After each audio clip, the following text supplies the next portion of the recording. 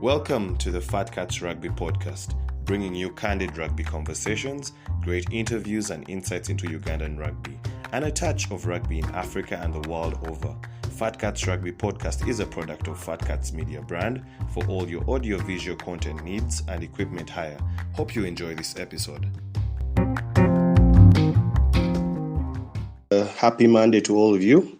As always, we have these conversations every Monday, or at least we try as much as possible to have them every Monday, as we try to dissect the things going on in rugby in Uganda, and by extension, any other relevant rugby conversations around the continent or the world as and when they arise. And of course, even a roundup of what has been happening on the weekend. I hope that Monday has been blissful for all of you. I hope that for those that are still traveling and just listening in from perhaps your cars on your way home, that you get home safe. But I hope that you guys had a very, very good weekend, and that I hope that this week is also a blessed one as we enter, of course, back into the Nile Special Sevens with the Mbarara Sevens, which is the sixth circuit out of seven that have been happening, and of course will be culminated in 2 weeks. So our lineup for today is quite extensive. We have a number of things to talk about, of course. A recap of some of the things from the weekend. There was, of course, a Swans Beach Rugby tournament that was unfortunately cancelled. And then the University Sevens, the Kakira Sevens. We are going to be having a chat with Ivan Kabagambe, former Pirates player and also part of the national team setup. Also, we are going to be talking to someone from Black. I want you guys to fully understand what the concept and what their product is all about, but also with extension, their partnership with Impis Rugby Club. We also expect to have someone from Impis to come and tell us their point of view, why that partnership, why now, and also how are the Sevens going for them. It's also important for us to also talk about the Mbarara Sevens. We're going to have quite an extensive one there because it leads into the series title race. Of course, right now, the Heathens in the ascendance for the men, and of course, the Avengers are in full control for the ladies. But what are the mathematics and who is going to be able to finish what would be ideally, you can call it a marathon of 7 circuits that have been happening.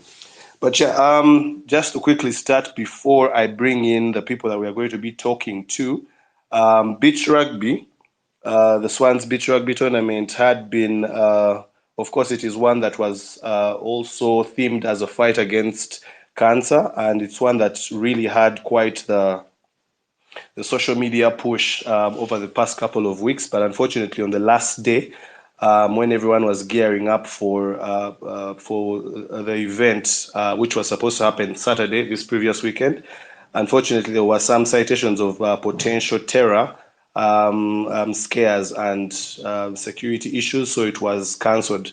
I don't know yet of any official communication on when perhaps this event will happen again.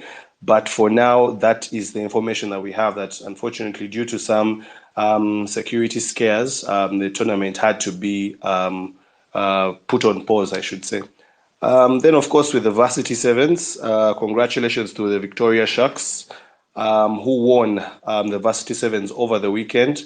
Of course, key players in that particular team, Aaron Tukey of the Buffaloes, Joseph Kana of the Rams, Okello Malcolm of Heathens, and Kateriga Daniel of Buffaloes, some of the very, very talented names that also have gotten the opportunity to be part of Victoria University, getting an education there while also they explore their talent basically at the university. And it came at the right time, I believe, for them, knowing that they also have the responsibilities of having to feature for their clubs when they get a gap like this and they have the opportunity to also feature for the university. It's something that perhaps gives value back to the university, and you can see the Victoria Sharks were victorious. In the final, they beat Uganda Matters University, and that was 19-7. Coaches of this particular team, also interesting names and people that have been there and done that. Kevin McMott, and Cyrus Wathum. I think when I just saw the communications about the teams and everything that was happening with the Varsity Sevens, it just left me asking a question. In the event that perhaps your club and your university team is playing on the same day, who takes precedence? And that is perhaps something we need to dive in fully, maybe one of these days with one of the officials or some of the players who are at will to talk about their arrangements, both with the university and with their clubs. Yeah, on top of that as well, the Kakira Sevens happened, and we're supposed to be having Coach Saidi Atibu come on to speak about that. But there's been a lot of rugby happening in the East, of course, and a lot of arrangements courtesy of course, the Kakira Rugby Club that is really, really growing. And for a team that is relatively young, they seem to be very organized and doing a lot of things. Um, After their tournament, they did release a statement. Just trying to find it here so that I can read out some of the key things from that statement. Yeah, it is here. So, looking at that particular statement, for those that want it in detail, I think I've shared a copy of it on the space, but also you can visit Kakira Rugby Club and check it out. But basically, the press release says that Kakira Rugby Sevens tournament concludes with resounding success.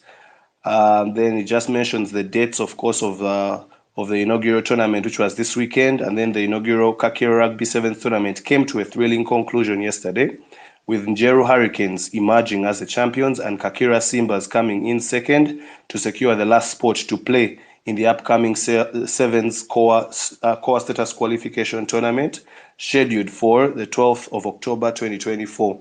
We extend our heartfelt gratitude to the 8 men's teams and 4 ladies teams from Eastern Uganda that participated in the tournament, showcasing exceptional skill and sportsmanship.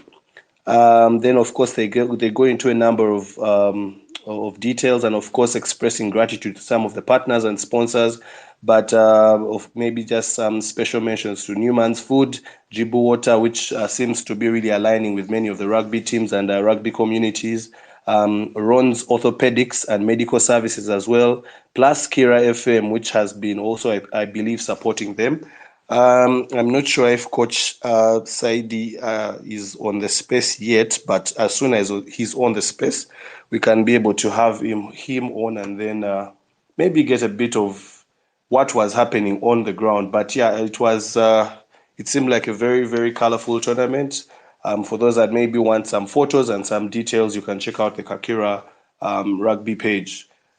Yeah, so besides that, another thing we're going to look at, of course, is the Mbarara Sevens. Before we get into our first bit of conversation, of course, later on on this space, we're going to be talking about the Mbarara Sevens and, of course, the Nile Special Sevens series in general. We're going to be talking about, of course, the permutations, which team can win, under what circumstances, and so many of the other things. But also trying to talk to someone from Mbarara Sevens, the organizers of this particular tournament, to be able to understand. We have had 5 circuits and we are going into the 6th. What should we expect from Mbarara? It's been a minute since we had a national circuit in Mbarara. So what can people expect? And what is there for people to really know about this particular circuit? I am seeing um, someone from Mbarara Lionesses listening in, and I was supposed to be talking to a certain gentleman. Kindly send me a request if you are on the space so that we can at least start with the Mbarara Sevens quickly, and then we get into the rest, of course, of our conversations. But yeah, this is ideally the 6th circuit that we are having, and of course, because of our partners, Metrics, we do have a bit of a preview of the Mbarara Sevens, and of course, some of the rugby that has been played in the western region of the country. Now that's something I just want us to also touch on in particular.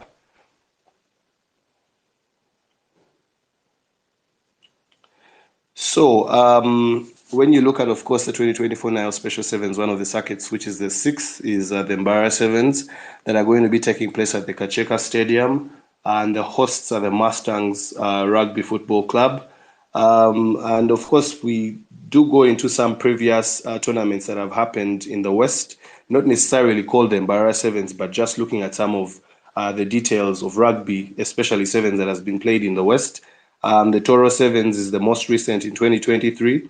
That was won by Cobs. That was a 24-0 victory over Mongas. And the Black Pearls won the ladies' version with a 12-5 victory over Avengers.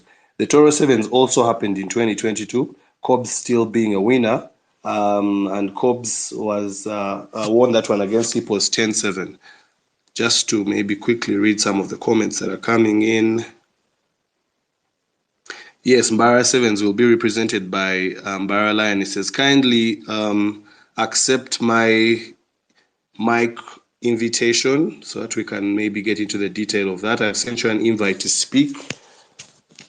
So please accept it, then we can get the conversation going. But as I was still saying, in 2021, the circuit in the West was called the Chigezi Sevens, which was won by Pirates, and that was a 21-5 victory over Cobs.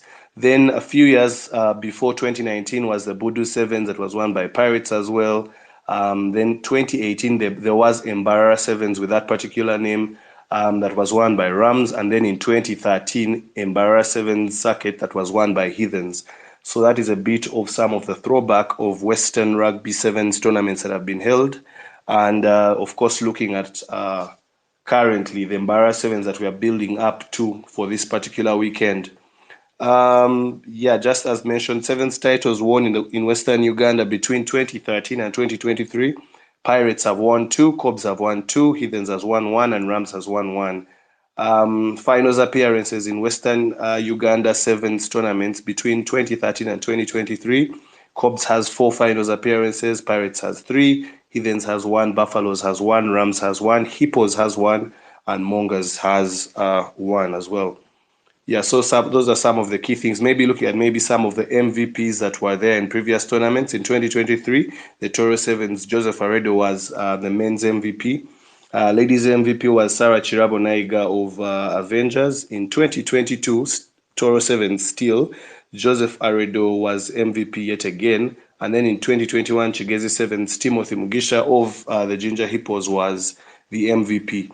So ideally, that is a summary of a bit of a profile of what is happening with the Mbarara Sevens or rugby that has been happening in the West. For this particular one, it's going to be, like I said, the sixth circuit happening on the 28th and 29th of September at Kacheka Stadium.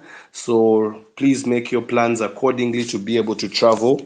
Barala, and it says, kindly accept my invite to speak. Otherwise, we're going to be jumping into a different topic because there is something there's quite a long line of things we need to address today. So please do the needful. Someone in the space in the comments is asking, are the Mbarara pools out yet? Not to my knowledge. I do not think they are out. I beg to be corrected if I am wrong. I see Brian Homuza is on the space. So if on your end you've gotten maybe some of those pools, let me know. But normally, pools usually come out around Wednesday during the course of the week building up to the circuit, or at least the official communication of the particular tournament that's happening. But yeah, unfortunately, we're not getting anyone from Mbarara on, but that is something you should look out for and something you should know. So while we wait for the different people, we will jump into. I think at this point, let's jump into, of course, the Black Life partnership with Impis. Of course, there was a statement that had been earlier put out by. Oh, I'm seeing someone from Bara finally. Before we get into Black Life and Impis. So, good evening. Kindly unmute, introduce yourself, and let's get the conversation started. Let's just start with some introductions. Hi, good evening, Ruben. Thanks for inviting us to this space on Bara Sevens Week. This is Timothy Raka, Mbarara Lionesses coach also doubles as the Mustangs coach and the RDO Western Uganda. Thank you for having us here. Your introduction just outlines how busy of a man you are. How do you balance all those responsibilities? Man, it's hectic. Eh? There are not enough hours in a day, but I think once you have the passion and love for the sport, you find time, or time finds you, or teams find you. But I think it's just about time management, balancing the hours in a day and the days in a week, and what your priorities are really.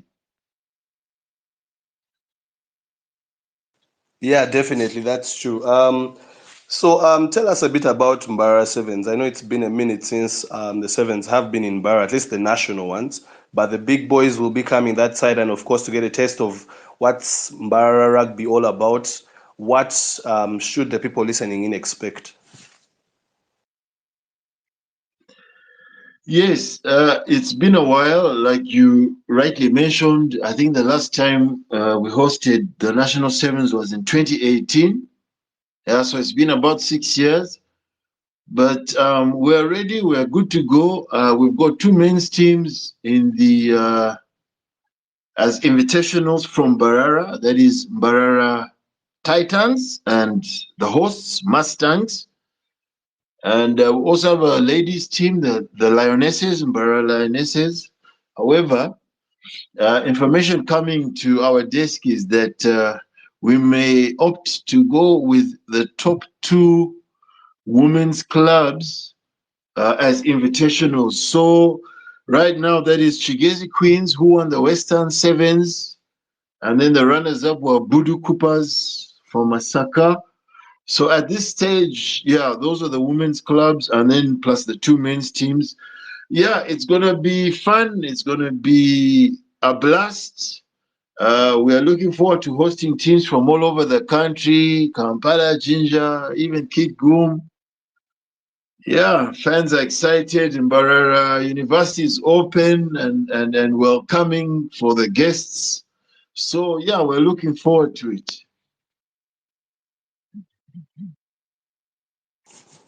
Okay, that's particularly great. Of course, when many of these fans are making their plans to travel, they are always looking out for, of course, the rugby, but also outside the rugby, different other things that people can expect to maybe experience in Bara. What would you recommend?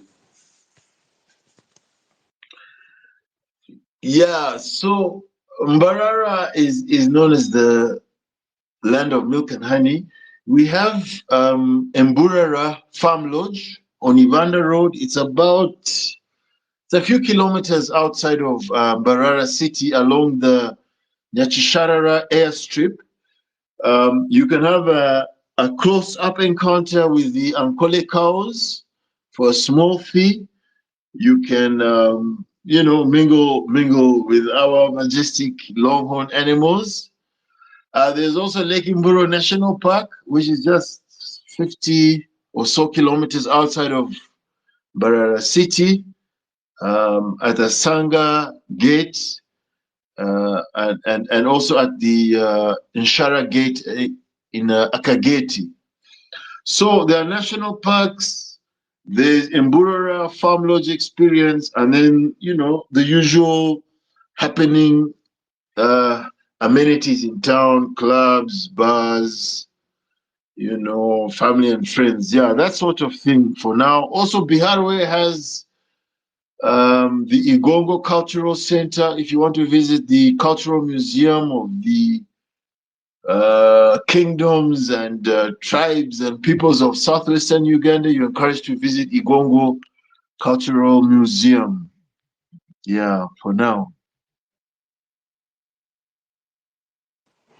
Okay, that's great. So then about accommodation, any particular, when people are traveling, it's very important for them to know the right people that they can really approach when it comes to accommodation that is of a certain standard, but also not to be in the hands of maybe some particular people that might want to maybe rip off people?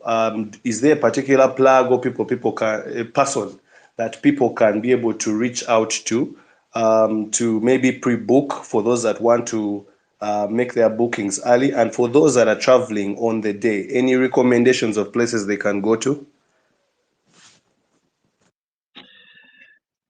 Thanks, Ruben. Yeah, really, it all depends on your budget. There are enough facilities, hotels, lodges, guest houses in Mbarara to accommodate the teams that are traveling from all over. We're expecting around 450 participants, athletes, and officials, 24 teams, 16 men and 8 women.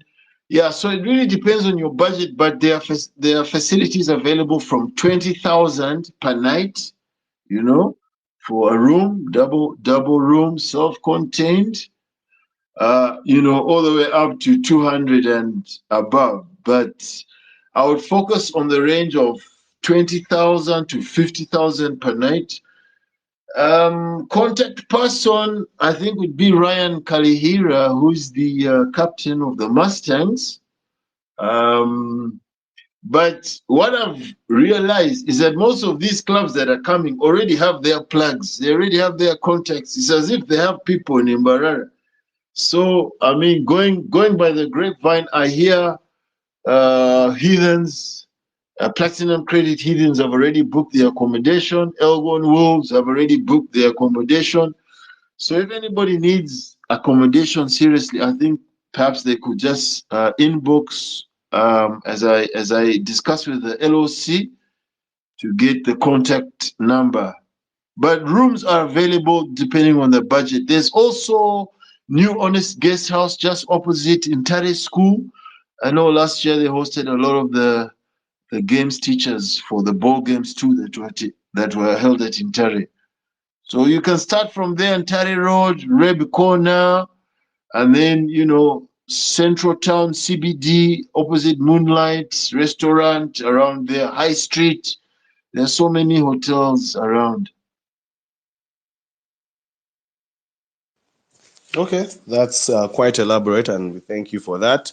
For all those that are listening on this space, if you do have any particular questions about the Mbarara Sevens, please leave a comment or maybe send a DM, and we'll be able to ask. But however, the last thing I'm going to ask you about the Mbarara Sevens, of course, one of the things that has been going across the different circuits has been the trophy and how symbolic the particular trophy is with the culture and what that particular region resonates with. I don't know if at this point you can maybe reveal any details of what we should expect from the trophy of the Mbarara Sevens.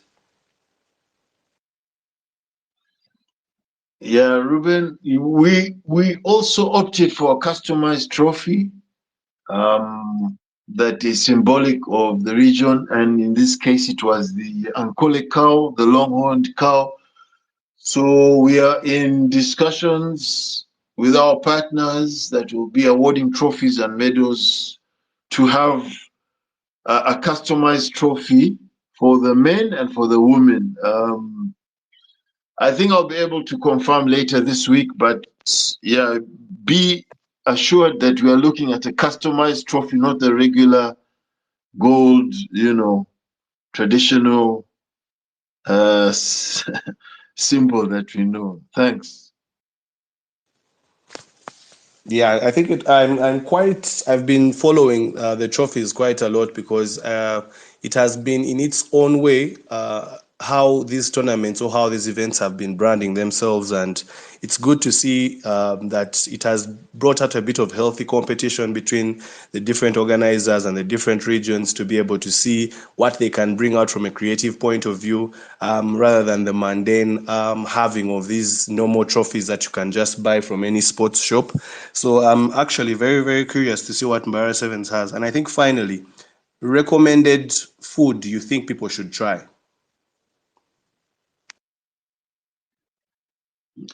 Well, recommended food.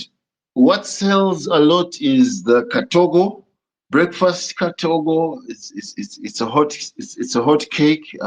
Depending if you want, I don't know, is it beef or goat katogo or whatever? I don't know.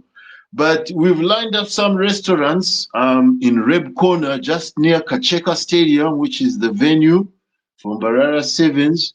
So it's just a walking distance, like 10 minutes walking distance, or just 1K on a border. And what we would recommend is these restaurants just before the BAM petrol station, is if the team manager could go in advance and place an order for your food. There's all sorts of food, local food and sauces. There's beef, there's chicken, there's fast foods, there's chapati, there's yellows, breakfast, omelets, Rolexes. So what we've discussed is if you want to order, say for your team, if you are down there as warriors and you know you've played your first game at 10 a.m., your next game is at 12 p.m., you go to the restaurant, you place your order for the team, whether it's a group of 10 or 15 or 20, and then they prepare your food. When you're ready to eat, say 11, you go and then you'll be served your food. But we're looking at other service providers. But for now, just know that Katogo is at 4,000 shillings. And then lunch with food is at 10,000 shillings around Rebicon and Mbarara. But there are other restaurants and service providers available. But those are the ones we recommend because of proximity. Thank you. Then aside from the usual, because I have a group of friends that whenever they travel to a different location, they want to try out some of the traditional foods aside from what is usually eaten. That's what I was asking mostly about. Is there anything that you think people should look out for? Okay, I get you. Yeah, a shabwe. A shabwe, you have to try karo and a shabwe. Yeah, like I was saying, I don't want to particularly market any restaurant, but I know on mile 4, as you're going to Mbarara University campus in Chihumuro, which is at mile 5, and mile 4, there's Ishanyu restaurant, which has some delicacies from the region. So you've definitely got to try kalo and eshabwe. Please don't miss that. All right, thank you for that. Of course, that is Team Iraka, one of the people that is in coordination for the Mbarara Sevens, but also holds a couple of other titles in that particular area, both in rugby and outside rugby. But for those that can really make the trip, make sure you do make the trip, and it all starts with planning early. I know some people perhaps started planning last week, but if you have not yet started making your budgets or looking for the right places to stay, of course, when you're considering some of these places, it's important to look at proximity and proximity to the grounds where the games are going to be played from. Perhaps also proximity to some of the key places that might be of interest to you. That's something that is worth a consideration. Start your plans now. You can reach out to the Mbarara Lionesses, to the Mustangs, and to perhaps team if he can be able to maybe share a contact number that people can be able to reach out to, or maybe they perhaps just have to go to a handle. Tim, what do you advise in that regard? Yes, you can follow Mustangs on their social media handles on X and other platforms, as well as Titans. I think some of them may be service providers. There will also be pork available. We know how Ragas love pork. So I think Mbarara Titans may be vendors in that space. Yeah, and then I can share my number in the DM, but please reach out to Mbarara Lionesses, Mbarara Titans, and more especially Mustangs. I'll share my contact with Ruben inbox. Thank you very much for having us. Yes, thank you for your time. And of course, for those, like he has said, for those that need the contact, the Fat Cats will be able to share it as and when it is needed.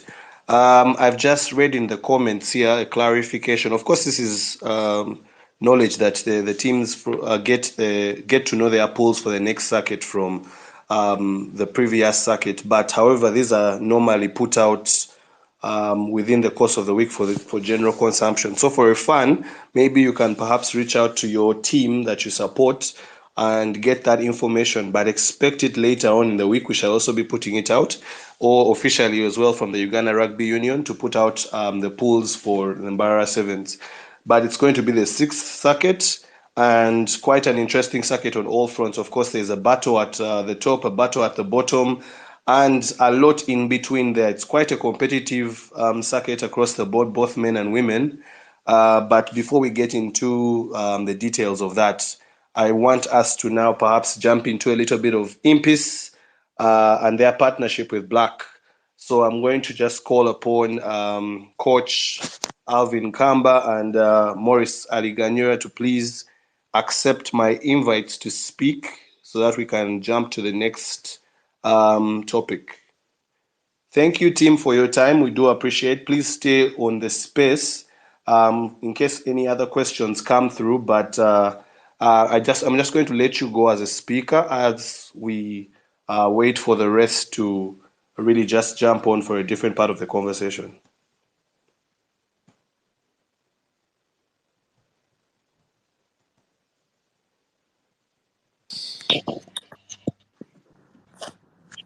All right. So, Alvin, I'm just waiting for you to accept your invite to speak.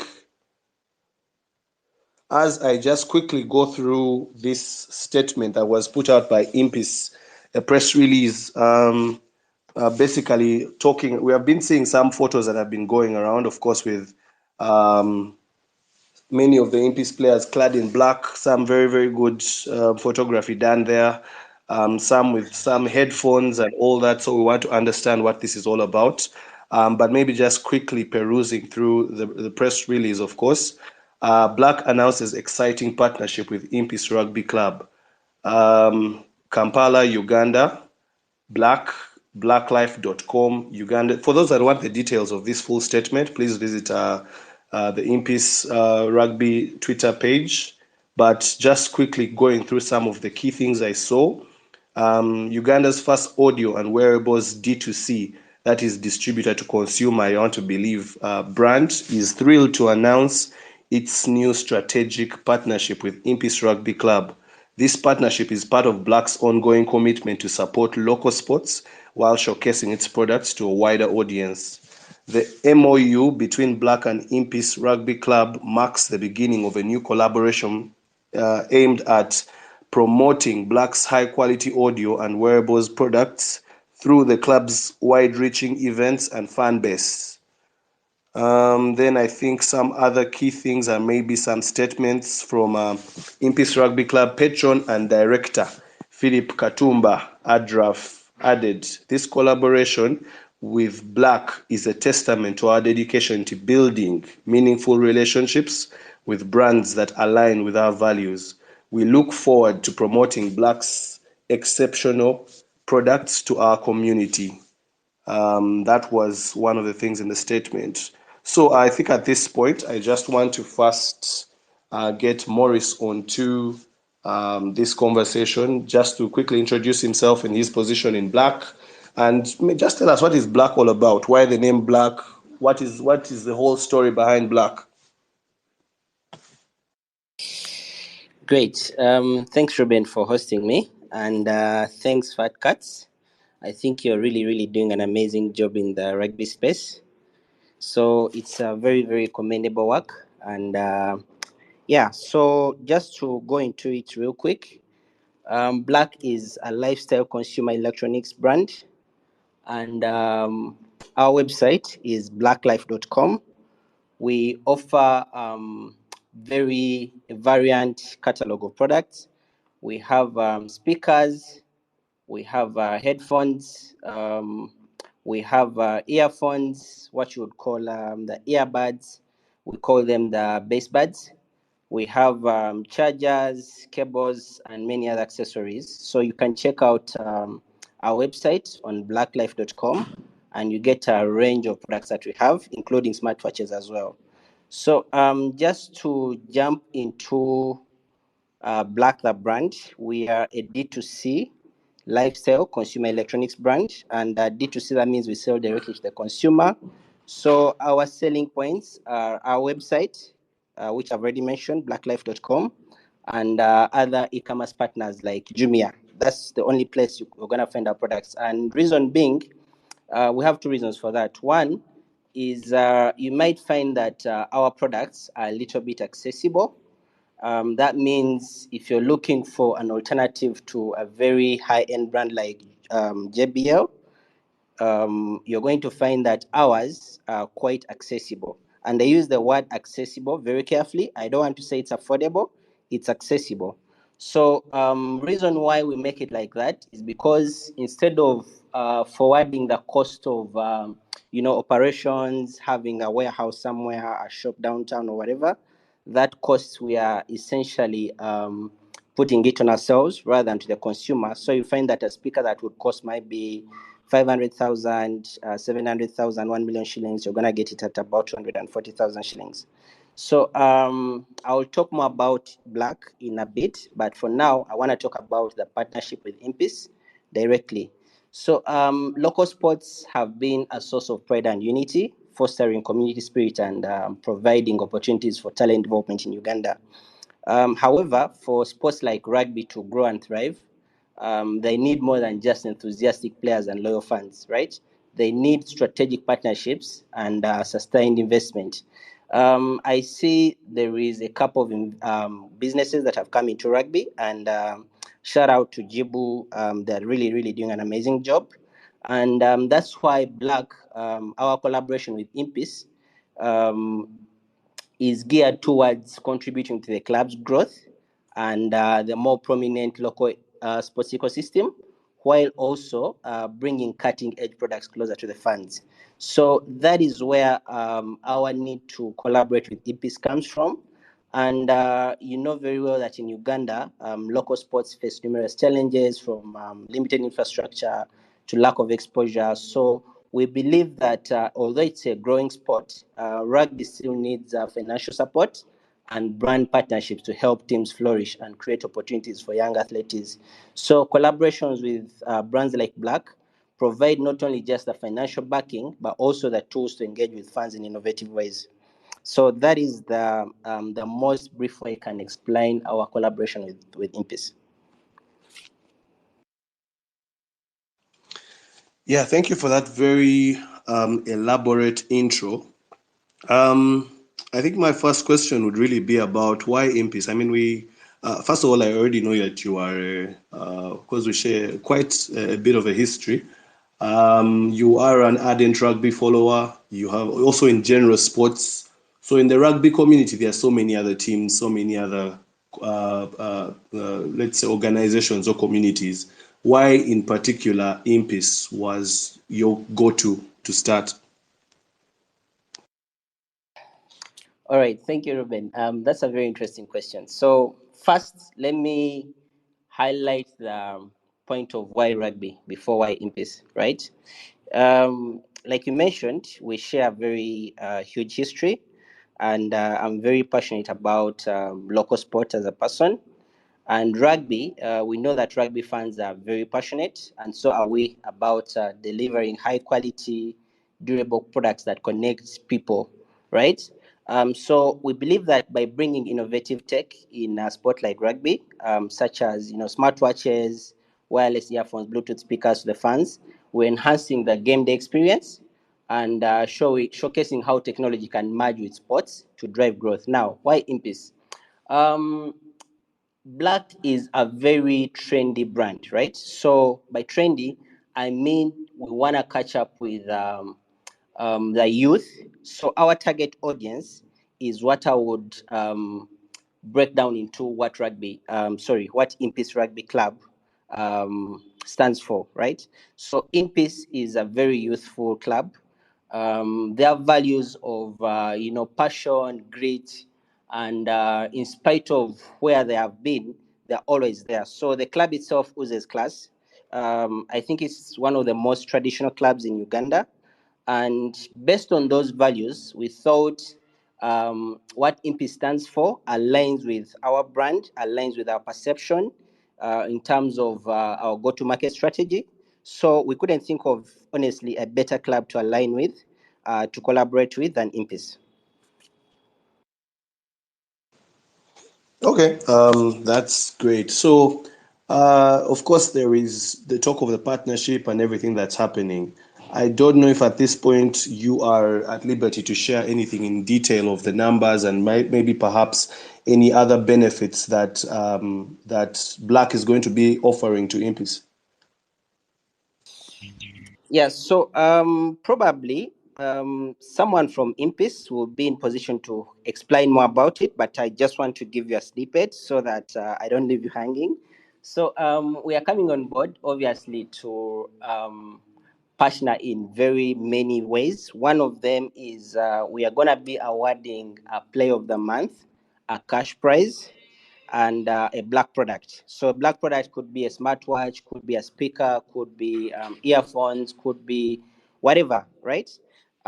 Secondly, we are obviously also giving a cash amount to Impis as a club to support them with their activities in the month. I will not disclose the amount. I feel like if Impis is at liberty to do that, then it's okay. But our MOU, we have at least a non-disclosure policy where we don't disclose the amount, but it's going to go towards supporting Impis activities, and this is monthly.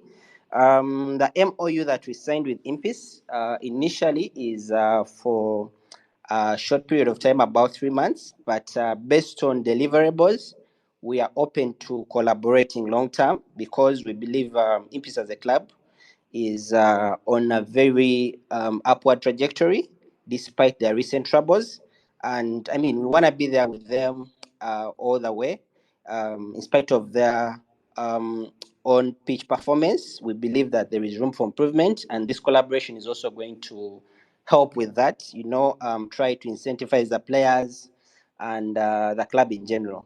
So, regarding you asked about what else might be the partnership is about. So, in turn, we are obviously going to be doing activations on Impis game days, where we are engaging our fan base. We are engaging the Impis fan base with different activations, challenges, and we're giving out cool black products.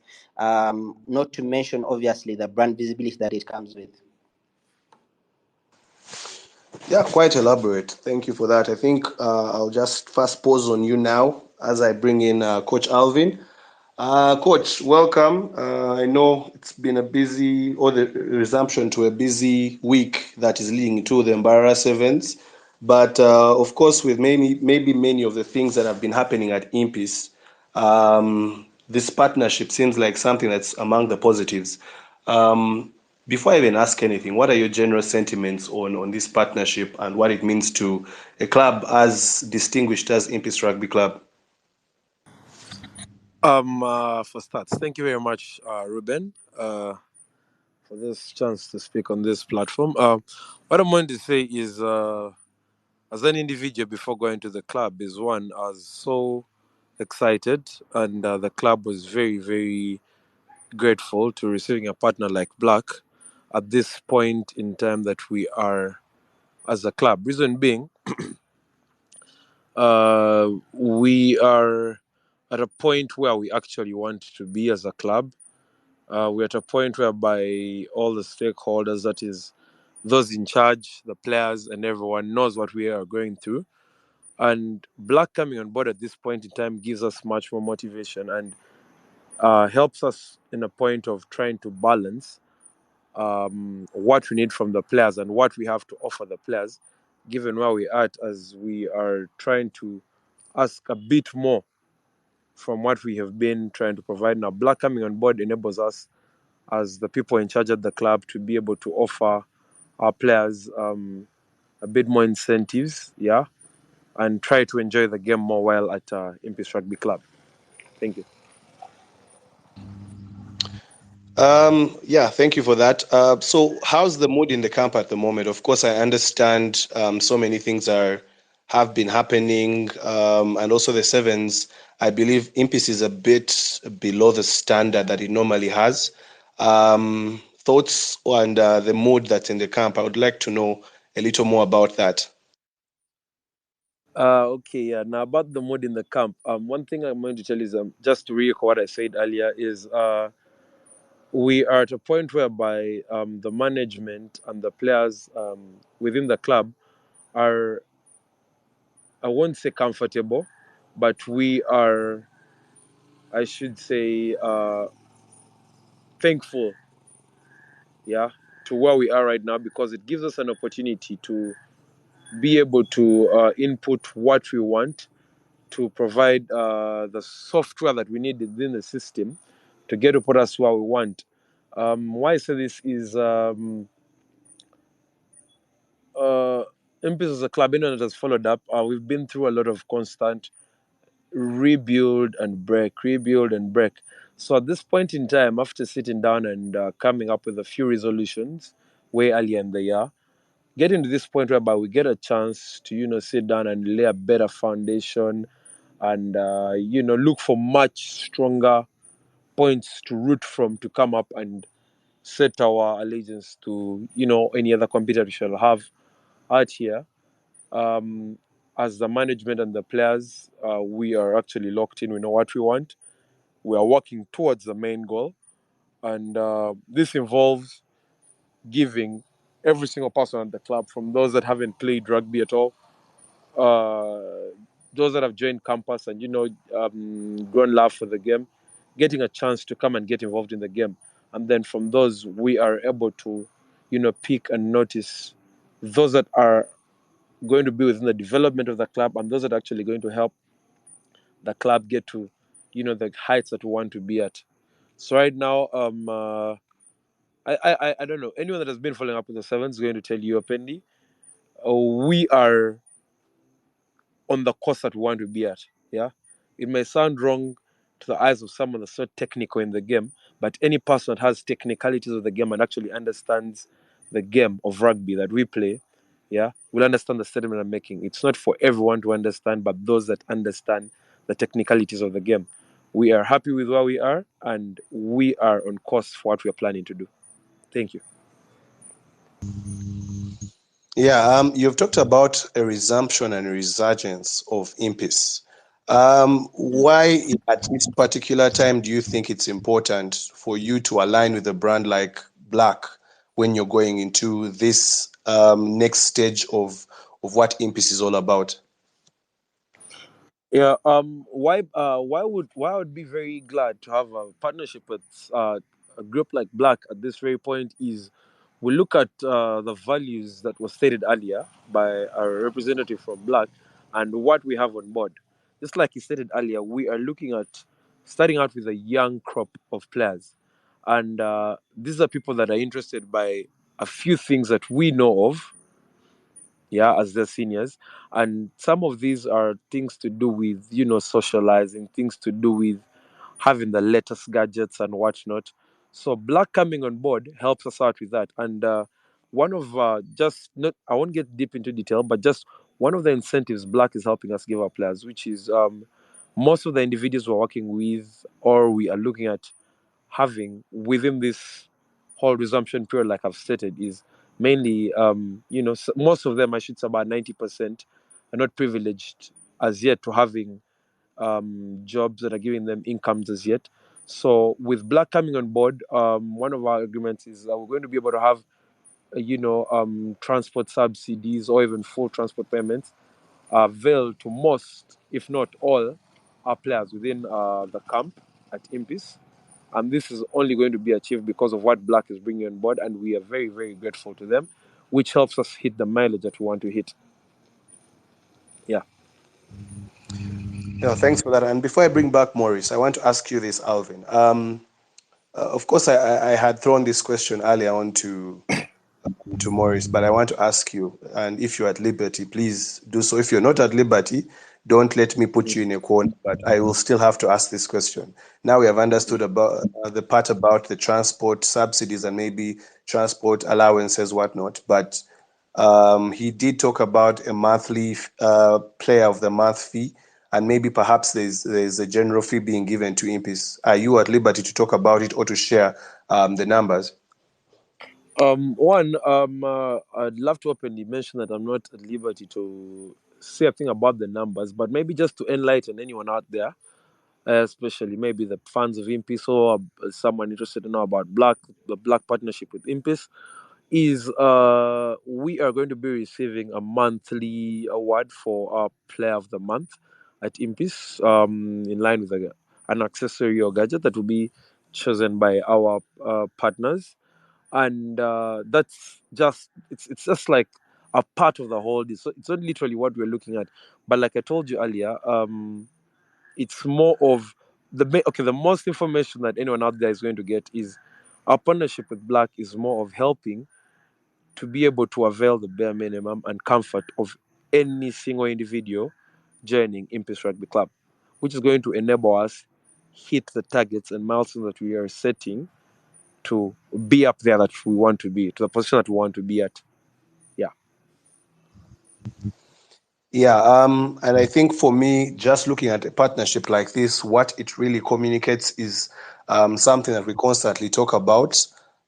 Basically, having teams not only focus on what happens on the pitch, but how are they taking care of their brand, their digital brand, their brand, and how people actually perceive them. It's something that's very, very important, and it plays a big part in contributing to how potential partners see you. So it's not only about what happens on the pitch, but also what happens off the pitch. So thanks for all those that are listening in right now. Of course, for those that are not here right now, please tell a friend that this is a recorded space so they can be able to catch the details later. However, for those that have any particular questions, please feel free to leave them in the comments or the DM. One thing I want to particularly ask, which feeds into from a comment from a fan, which feeds into something I was going to ask you, Maurice, is where he says Black Life UG talks about shared goals and values. No, it's actually Black Life UG talk about shared goals and values, target audience relevance, measuring success, and communication and transparency. I think you did talk about target audience already. So I'm interested in knowing one. Of course, you did talk about first an MOU of 3 months.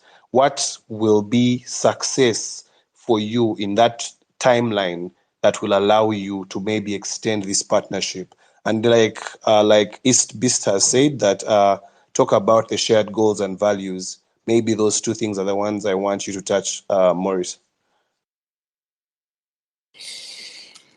Great. Thanks, Ruben. Although you're trying to put me in the spotlight, but so number one, our major goal is to see Impis succeeding on pitch and off pitch. So that means that Impis's success essentially is our success, right? Number two, we are looking at really bringing our A game to engage fans. So that means also we need to increase on the numbers of people who are coming to watch Impis play. And we are going to do this through fan activations, right? So we feel like if we have something to give out, um, it's going to encourage people to actually come on the game days and watch Impis. Number three, we are also considering, pushing really a lot on social media. So that is something that particularly I am very proficient with. And I believe the cross marketing with the Impis fan base and Black and all that we are doing. We are essentially a lifestyle brand. So you've been seeing on social media, I'm sure, our different collaborations with influencers. You've seen our collaboration with big artists. There is more that is coming. So we will also want to use our network to really tap into how we can contribute to Impis' success on pitch and off pitch. So to answer your question, success is really going to be based on how successful Impis as a club is, how far it goes in the sevens. We want to see them back in the League One in 15s. We want to see them actually thriving. So that is one of the reasons why we actually chose Impis. About the shared values, well, so essentially, we are going out. I mean, Impis as a club, and this is a personal opinion, I feel like it has a lot of arrogance, like this, the way they say it, right?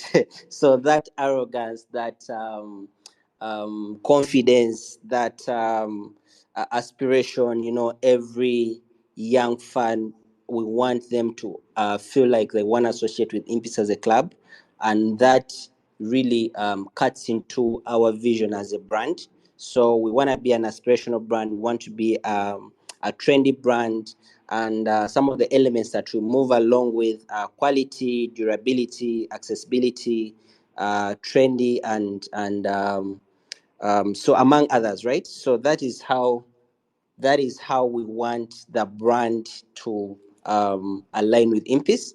And I believe with work on both sides, it's really a match made in heaven.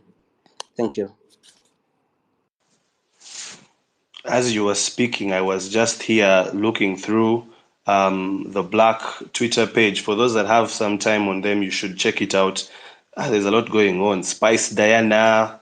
Man, I want to be like you guys when I grow up. But it's a very beautiful partnership. And I think my final question to Alvin in particular, I think I have one more for Maurice, but for Alvin in particular, I think it is not going to differ from the previous question I asked Maurice.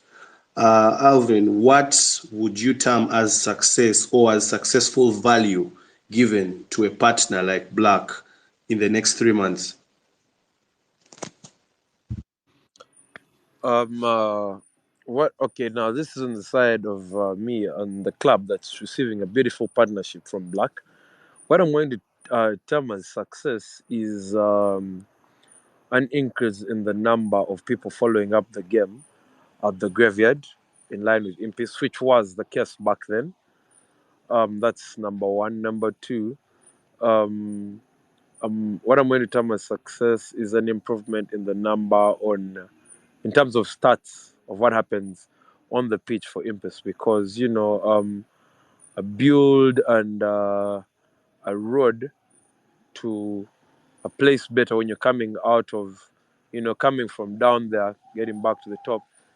It's not like the smoothest of parts, but literally the efforts that you put in, yeah, are only termed as success when you hit the highway and it's now a smooth flow, which I believe we shall hit not in a very long time.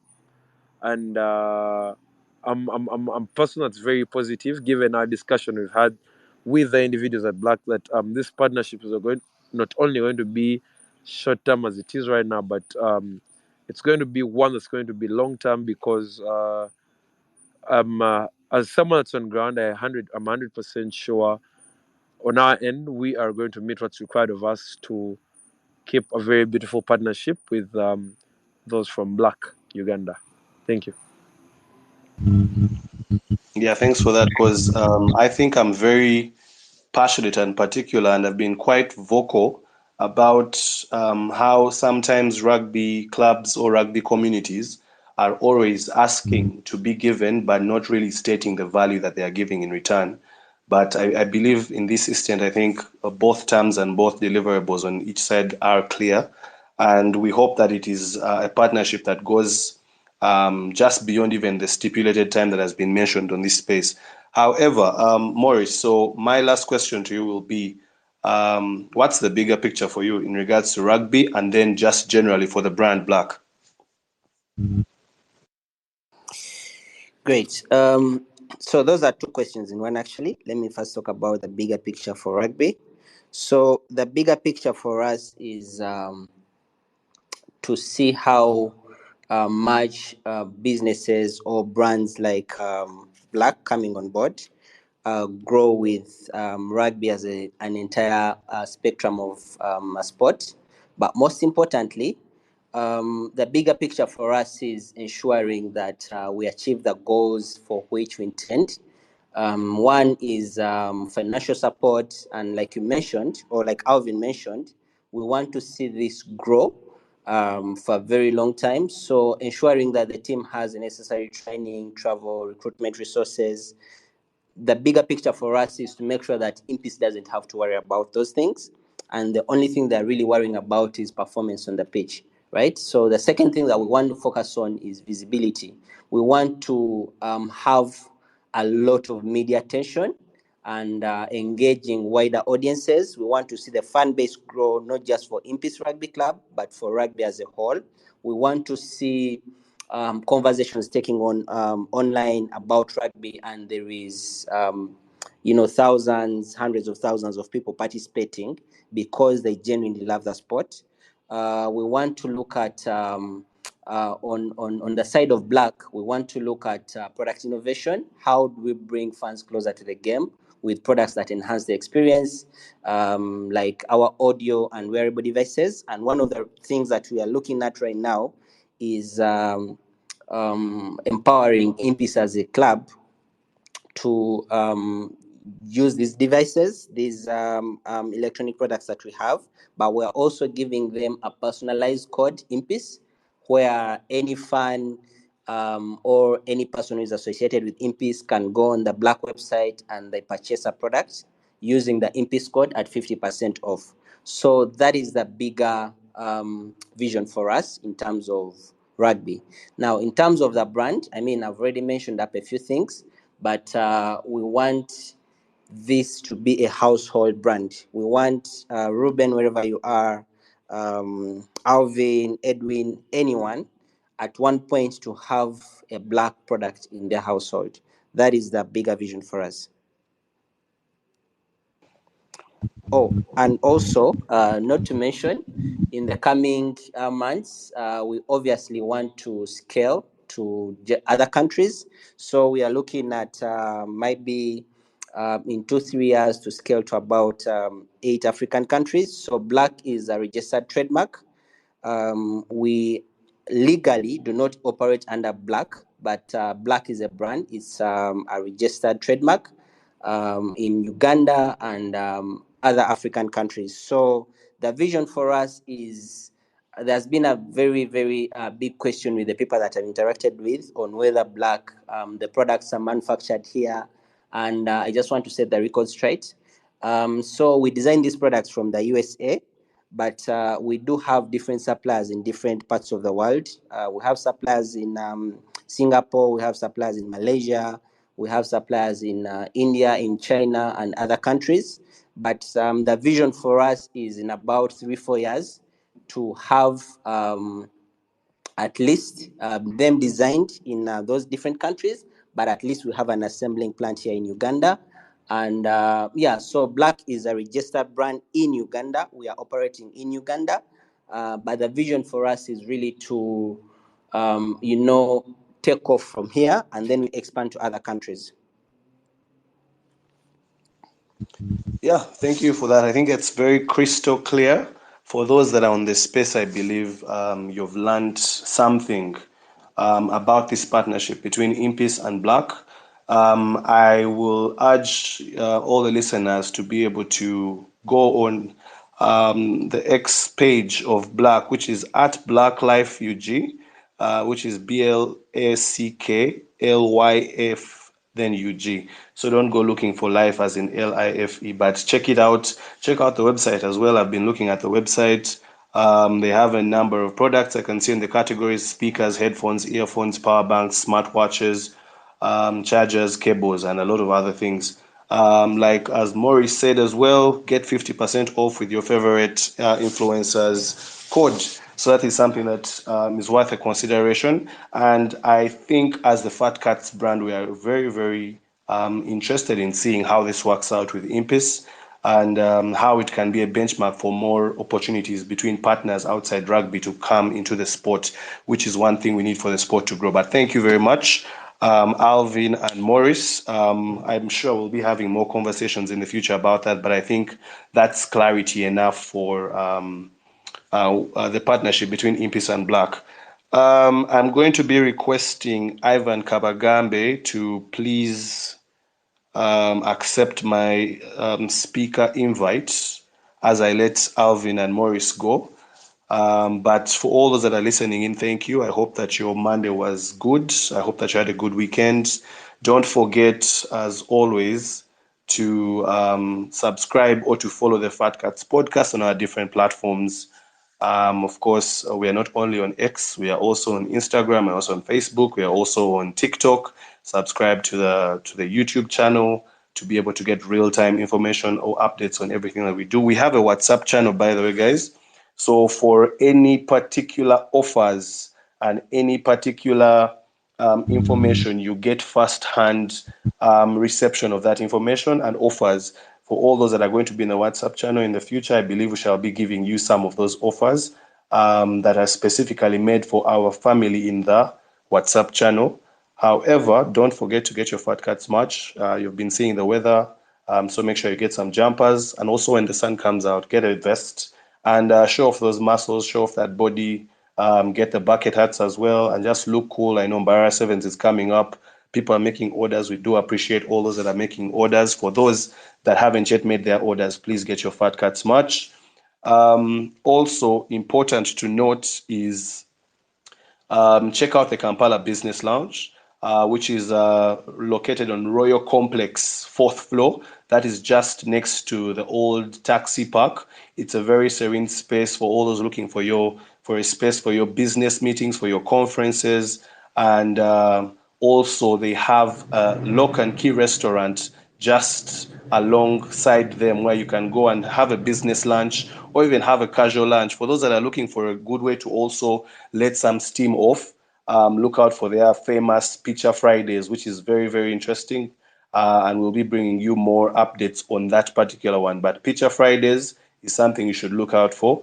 Um, of course, we'll continue to talk about Partners Gardens Nigeria. This week, they'll be having the East Africa Meat Carnival. It happens every last Saturday of the month, and it will be happening this week as well, where East African meaty cuisines come together with good music to create a great vibe. So look out for that. And of course, not forgetting Nile Special. Make sure that you enjoy a Nile Special as and when you can. Just make sure that you're above 18 and do not drink and drive. And of course, special shout outs to ISA Metrics for all the numbers that they share with us as regards to rugby, helping us understand the game better. So it's a numbers game, really. You should really check ISA Metrics out. Also, give them a follow. Yeah, so Ivan Kabagambe is here. I want us to jump into that conversation just to understand. Last we heard from him, of course, was his trip to South Africa with another contingent of players for a camp, an intense camp. But from that point on, I think the story has been a bit blurry. Maybe in rugby there's a lot of grapevine, a lot of hearsay, but it's best to hear from the person himself and just to get a better picture of what he's been up to. Ivan, how are you? Good evening, Ruben. Good evening, Fat Cats. Good evening, listeners. I'm very fine. I'm very happy to be here on this space. And yeah, I've been hearing thoughts and what has been going on, and I'm extremely proud of the progress and of the successes. Congratulations, Impis, and well done to the new sponsor. I still acknowledge everything that Fat Cats is doing for rugby and for talent development in the country at large, and I hope it keeps on going and keeps on getting bigger and bigger. Yeah. Great. So at the moment, are you currently in South Africa or you're here with us in Uganda?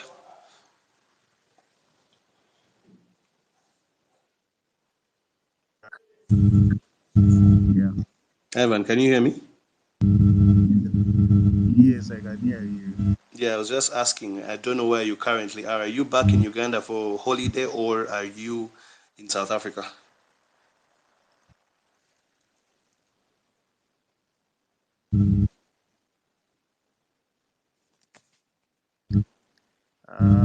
My current location is here in Uganda with you, but very happy to be back home for off season and of course for the preparations.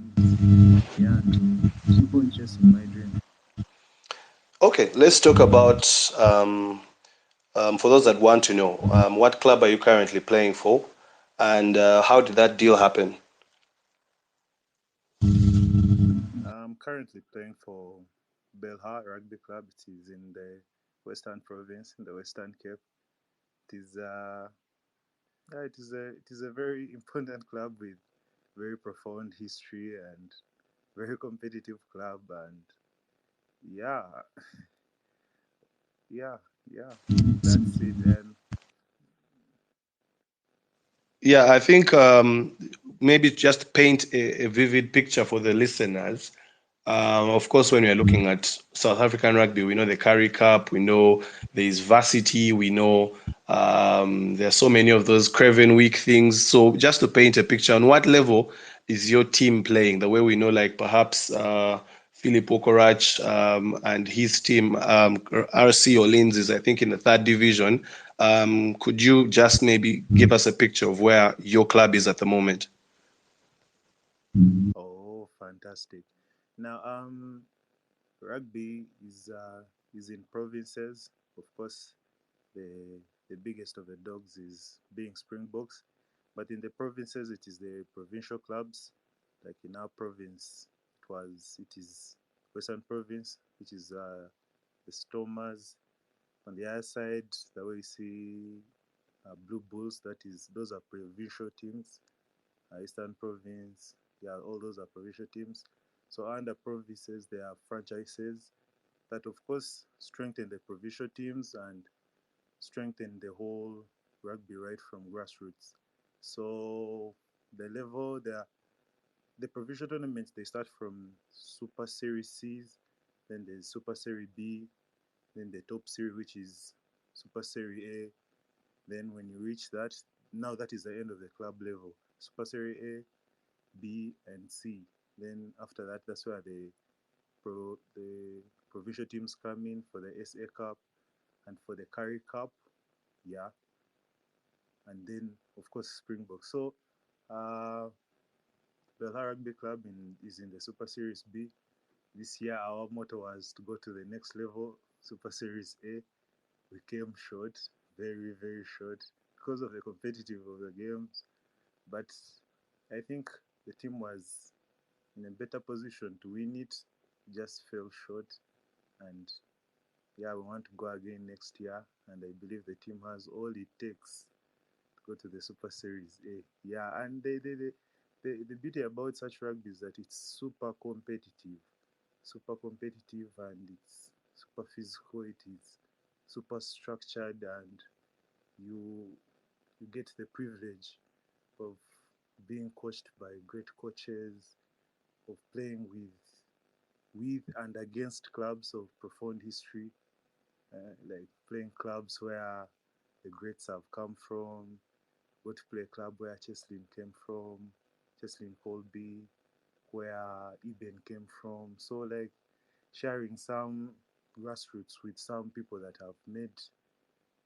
have achieved so much in the game gives you like some bit of belonging and like appreciation of the sport, and like encourages you, taps you on the back that you're on the right track, and that yeah, you're shooting high, and where you're going you're going to get there. Yeah. Yeah, thanks for that. Of course, everyone that's listening, feel free to drop a comment with any particular question or remark you have for Ivan Kabagambe, or send a DM for those that have access to the DMs. Do that as well. But Ivan, I want us to talk about many of maybe the similarities and differences that are in rugby in Uganda versus South Africa. But before that, before we get to that, do you care to share with us how this particular move happened? Because the last thing we knew was, yes, please. Can you hear me? Yes, I can hear you. What I'm trying to ask is, the last we had heard of you was, of course, the camp, and then the statement coming out that you had been released from the camp. But how did this move ideally happen to your current club?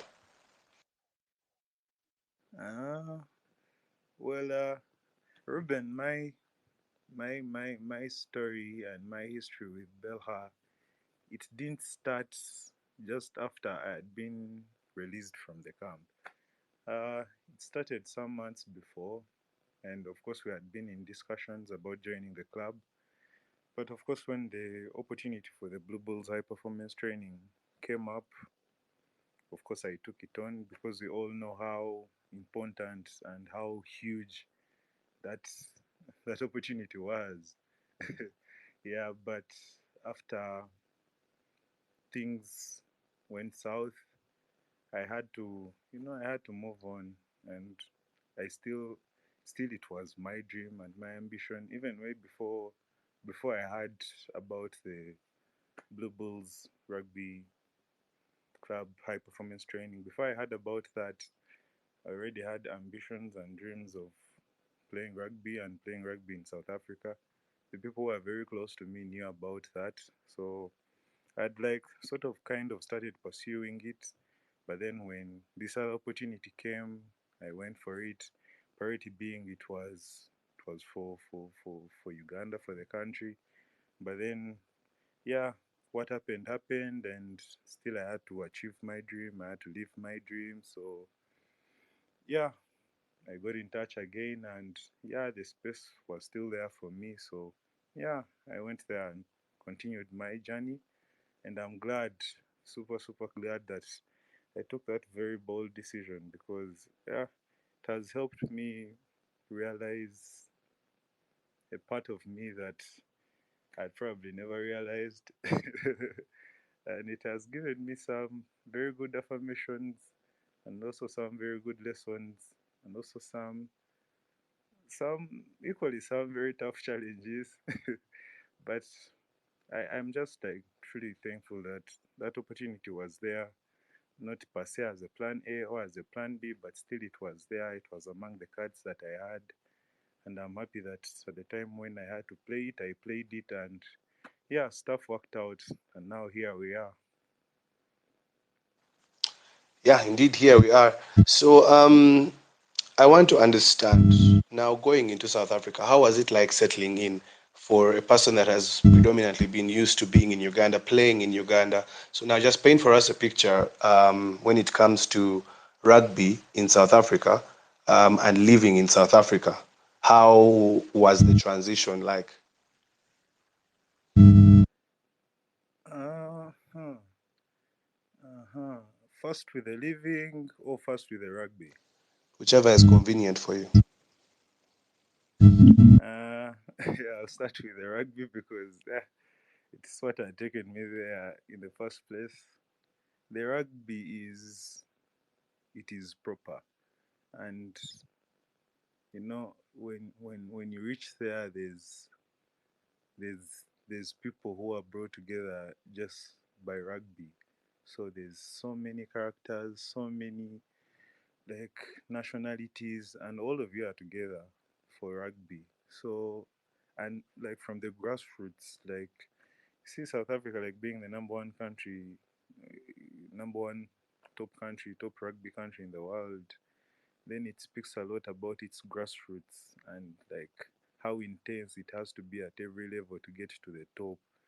So you think about a lot of hard work, a lot of hard work, and a tough challenge during practice, and even tougher games. Ruben, I had never been exposed to a training where you're trained to take hits. You see the way you're in a game, and big hits happen. And sometimes people get confused. People like sometimes you get concussed or something. There's specific training where you have to take in the big hits. So I think that was among the most tough ones. Then the S&C is also really solid. Yeah, and the games are really competitive, and it takes it it is very it is very testing, mostly mentally, like playing a game 10 times or even 20 times harder than you've ever played in your whole life, and you have to do that week in, week out, week in, week out, and the energy in the dressing rooms is different. Like here, we just move out to to play a game and maybe win a game of rugby, but like there's a lot of sentiment to rugby in South Africa. There's a lot of passion, there's a lot of emotion. Like it is a winter sport. Some days would be really, really wet, but you're seeing people out there, the fans seated in the rain, and this is a lot of rain. And like it's happening the whole day. So there's a lot of passion, a lot of love, and like the people that are watching rugby, they know the rugby. Like they know what a tackle is, they know what a knock on is, they know what a scrum is. So like everyone from a kid to a grown up, they know what rugby is. So effort is not enough, action is not enough. You need a combination of both. So you have to like be a full package, and you have to be like on your toes. And now you're an international, you're a foreigner, so there's people looking out for you during practice, people looking out for you during the game. So all the time you're on your toes. So it really tests your mental your mental. But of course, I'm still glad that it was me, and I'm sure there's more out there here listening or here in Uganda that can take all that. So the rugby was pretty much as that. It was tough, it was competitive, but I made sure I rise to the challenge. Every training session, every gym session, every game day, and I'm really super proud and super happy of my performance. Yeah. Yeah, that's great. Of course, by the time we last saw you here in Uganda, you were, of course, one of the top props in the country. Um, Ball playing props, in my opinion. And going there, how was the how to call it? What's the best word to use? Um, Sizing you. You mean the opposition at prop? Yeah, position at prop, the maybe potential weight disparities, Yeah. what that you had to quickly maybe change about yourself. Of course, yeah, we tend to talk about rugby so much in Uganda, and it having Yeah. that thing of maybe we're a bit undersized, and I know the South Africans are usually big on size, so I don't know how. Are you still a prop? You may find yourself at center. No, Ruben. No, Ruben. I am still a prop, and yeah. Plus, I had very many games at tight head, number three, and to me it was a bit surprising, but also like also very reassuring of my learning abilities, because you know my rugby journey has been, I think, like it keeps on showing me that you know this is this is meant for you, like right from the start, like regardless of the very many things that don't come out your way, like it keeps on working out. I started as a center, then a lock, then a prop, lose it, then tight head, then now I'm like someone who can play all numbers. But then size really hasn't really been an issue. I remember it is actually me who talked about it. I was talking to my coach Ashwin, and I was telling him about my size, but he didn't really seem to be uncomfortable about it. But props are really big. Props are they're really powerful. But I still refer to Pirates, my time at Pirates. I got enough training. At Pirates we had Edgar Pajob. We had Didi Alema. At the national team I've been scrimmaging against Collins Chimbo. So like we have we have top quality props. We have Asuman, we have Santos. Like there's very quality opposition here, mostly in the front row, that I have tested myself against. Then even in the few games that I've had for the national team, like like I've had like quality opposition, but mostly I credit that to Pirates for those direct scrimmage sessions. And yeah, like I had already the mental age. I mean, I've scrimmaged against Pajob now. Pajob, there's a time it was 150 or even more. So whichever case, me, I look at stats a lot. The other one is 120, 136. Yes, you're big, but I've scrummaged someone bigger than you. So like, it also gives you like not like arrogance, but like confidence that you've done this and like it has worked. And yeah, so I didn't. I think mostly I had that confidence from my practice, from my preparation, and yeah, I knew that South African scrummaged, and also by the way, Ruben, sorry, I don't want to overspeak. I struggled a lot, not struggling per se, but here with the officials, there's a time where officials blew me a lot for scrummaging. That's how I actually learned about the scrum. All signs you would see them in a game, angling, wheeling, hey, driving straight, hey, all that. So like, I paid keen attention to the scrum a lot, because now I didn't want refs on my side. I didn't want. This time I even got a yellow at Chadondo. We were playing heathens for illegal scrummaging, and those things, they like put you down, because however much you're good, now you're not on the good side of the refs, then you're costing your team penalties. So I had a chance to like work on my scrummaging, and that is like the pillar of of rugby in South Africa. So once I reached down there, I could scrummage well, I could carry well. No question about my defense, no question about my hard work, my resilience, no question about my ball skills. Like I put myself in a mode where like I had to make it right every day. So size wasn't really a challenge. And you even see on the Springbok team, there are guys like Quagga Smith, and guys who are not equally big, like really very big, but they are very important characters to the national team. So size really didn't matter, hasn't mattered for me, but maybe for the coaches and maybe some fans, it's been a concern, but it didn't really matter, Ruben. Okay. Of course, I have some interesting questions coming in, and I encourage everyone that's listening, if you do have a question as well, send it in. But before we get into the questions, what's your typical day like? I know when you're there, you're at a level of, let me call it professional, as compared to here in Uganda, where most of the people have to first go to office, get grilled by their bosses, or have to complete their tasks, and then go to training during the week. And then maybe on Saturday you have a game. What was your typical day like, or what is your typical day like? Uh, Maybe then, because now it's a bit different because of off season.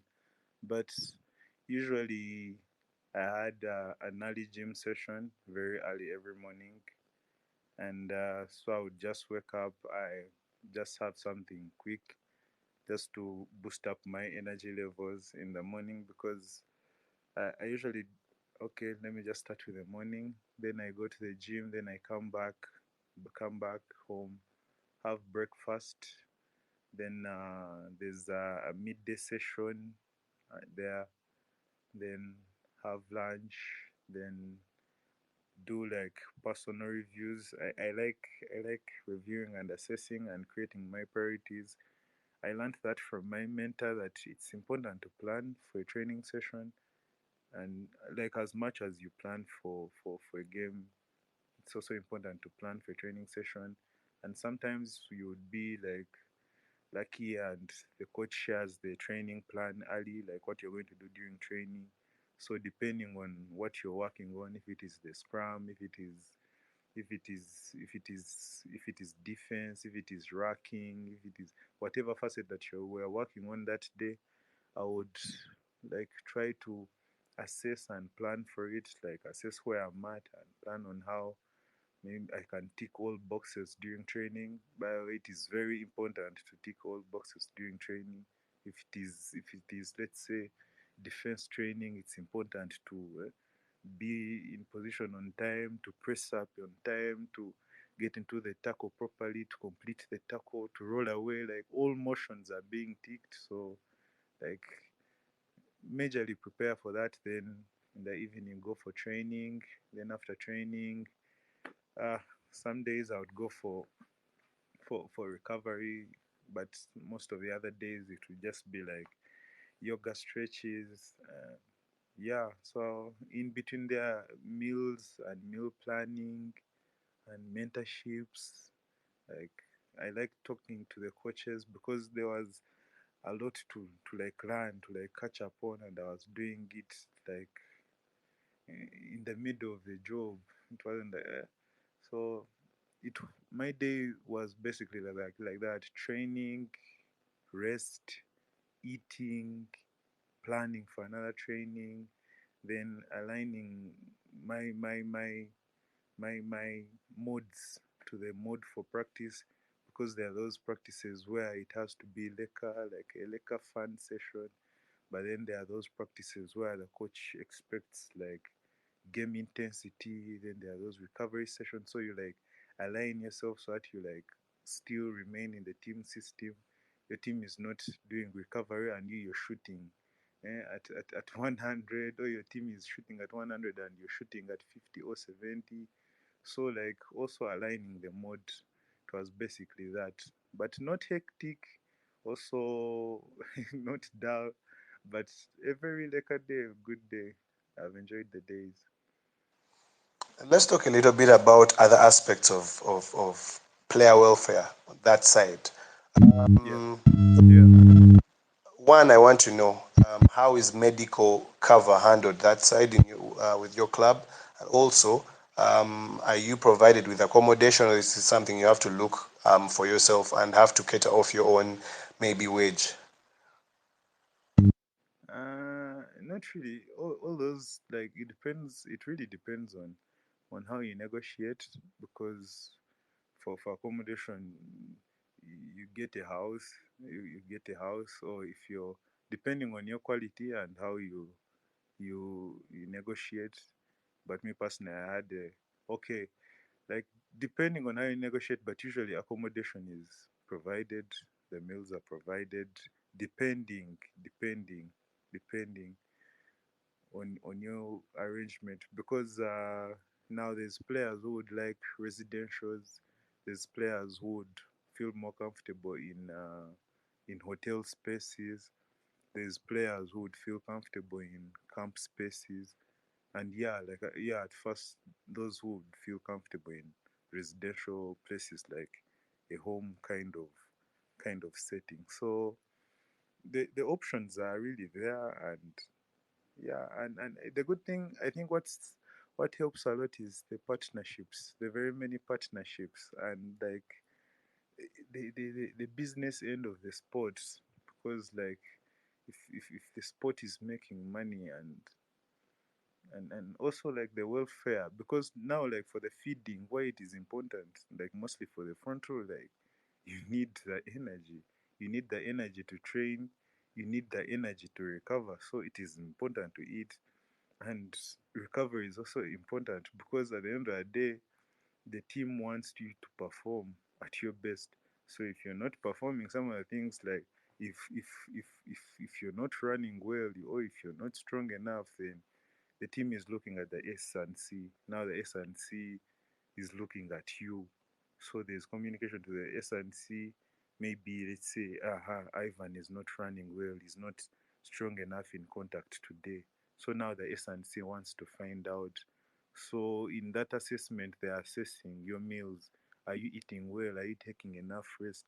Are your muscles recovering? So it is like a full ecosystem, and once it works together, because at the end product is the end aim, the end goal is to have a fit and strong, like you're shooting at peak performance in every training session, you're shooting at peak performance in every game. That is the target. So everything under there that leads to that, the team takes really effort in doing that for you, so that you're at your best, because everyone loves it when they're at their best. Yeah. May I love it so much when I'm at my best. All right, so jumping into the questions. First question coming in anonymously is, what are your chances of getting a call up soon? Do you have any national team aspirations?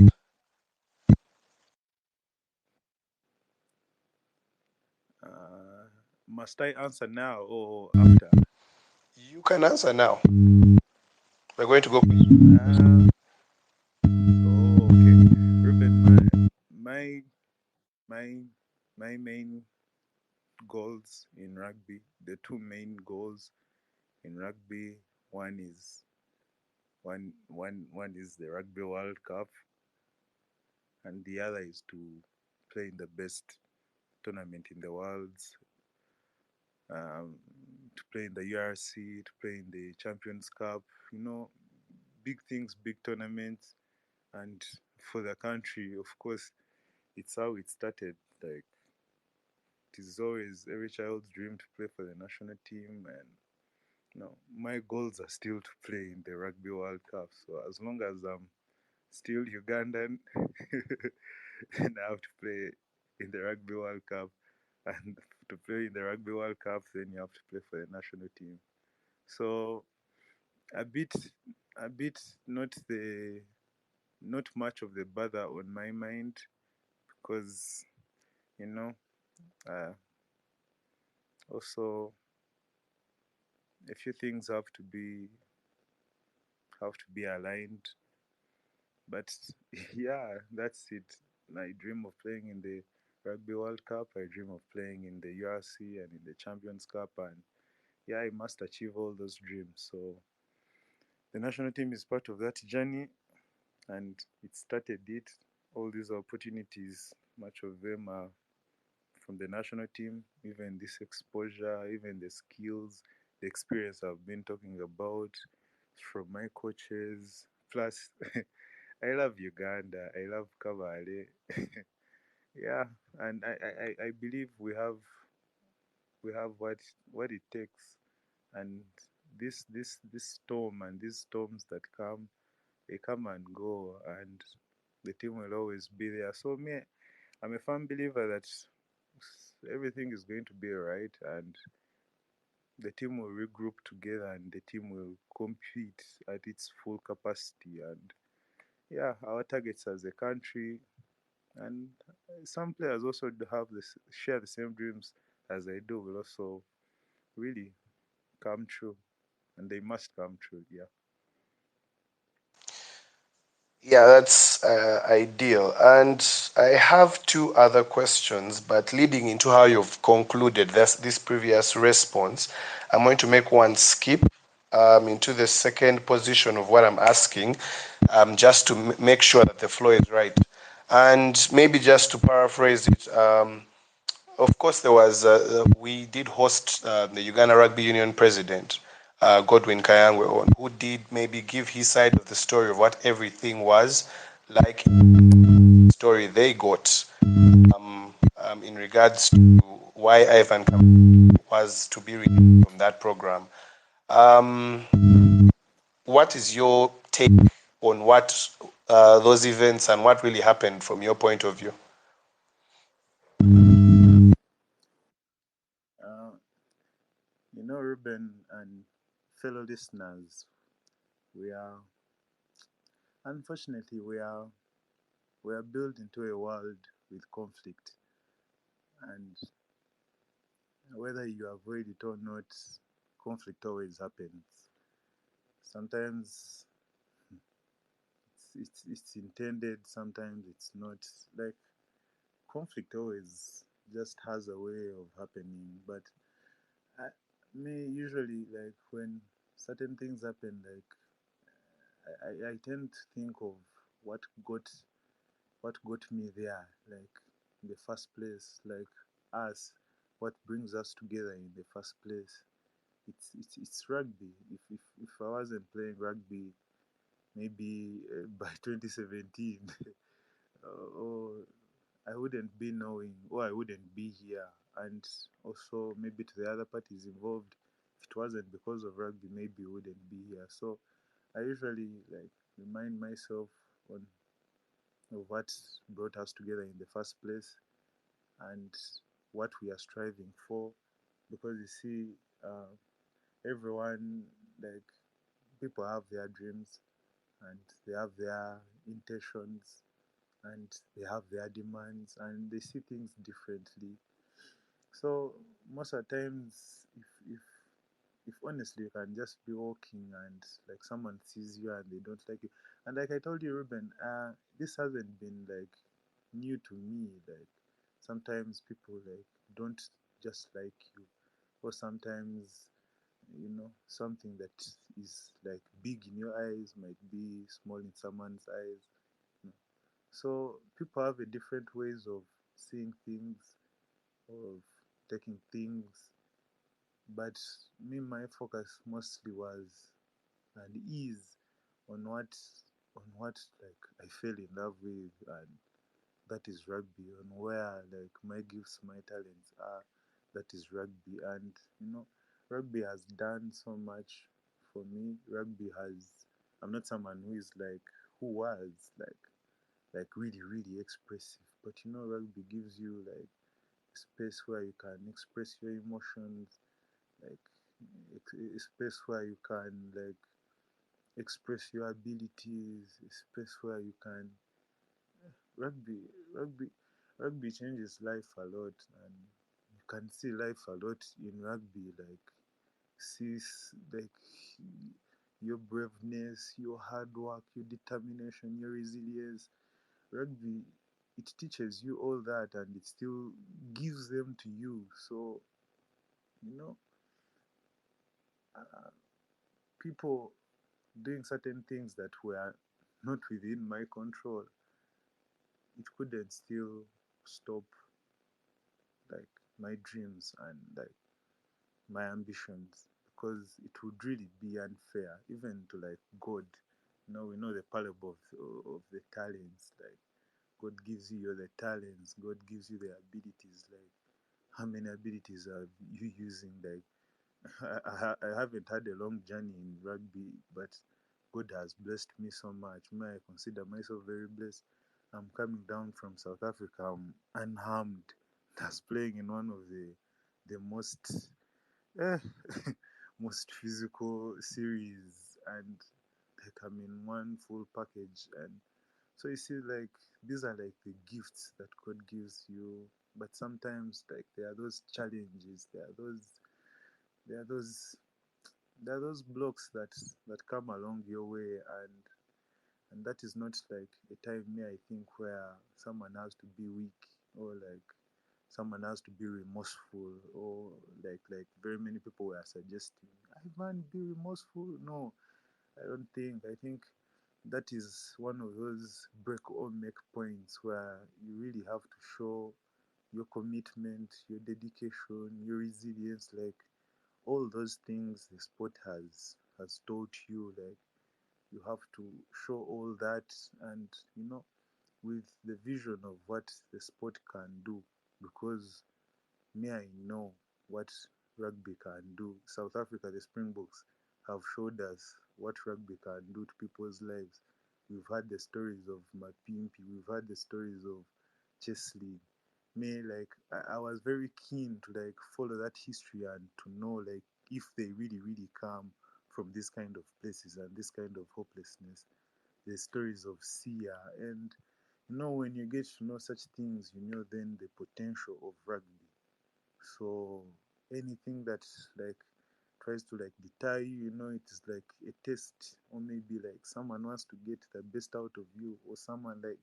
So in whatever that happened, in whichever way it happened, it was really unfortunate, because I had prepared for that opportunity massively, training with under the high performance training of Blue Bulls. We are working with Yanni Brooks. Yanni Brooks also trains the Springboks.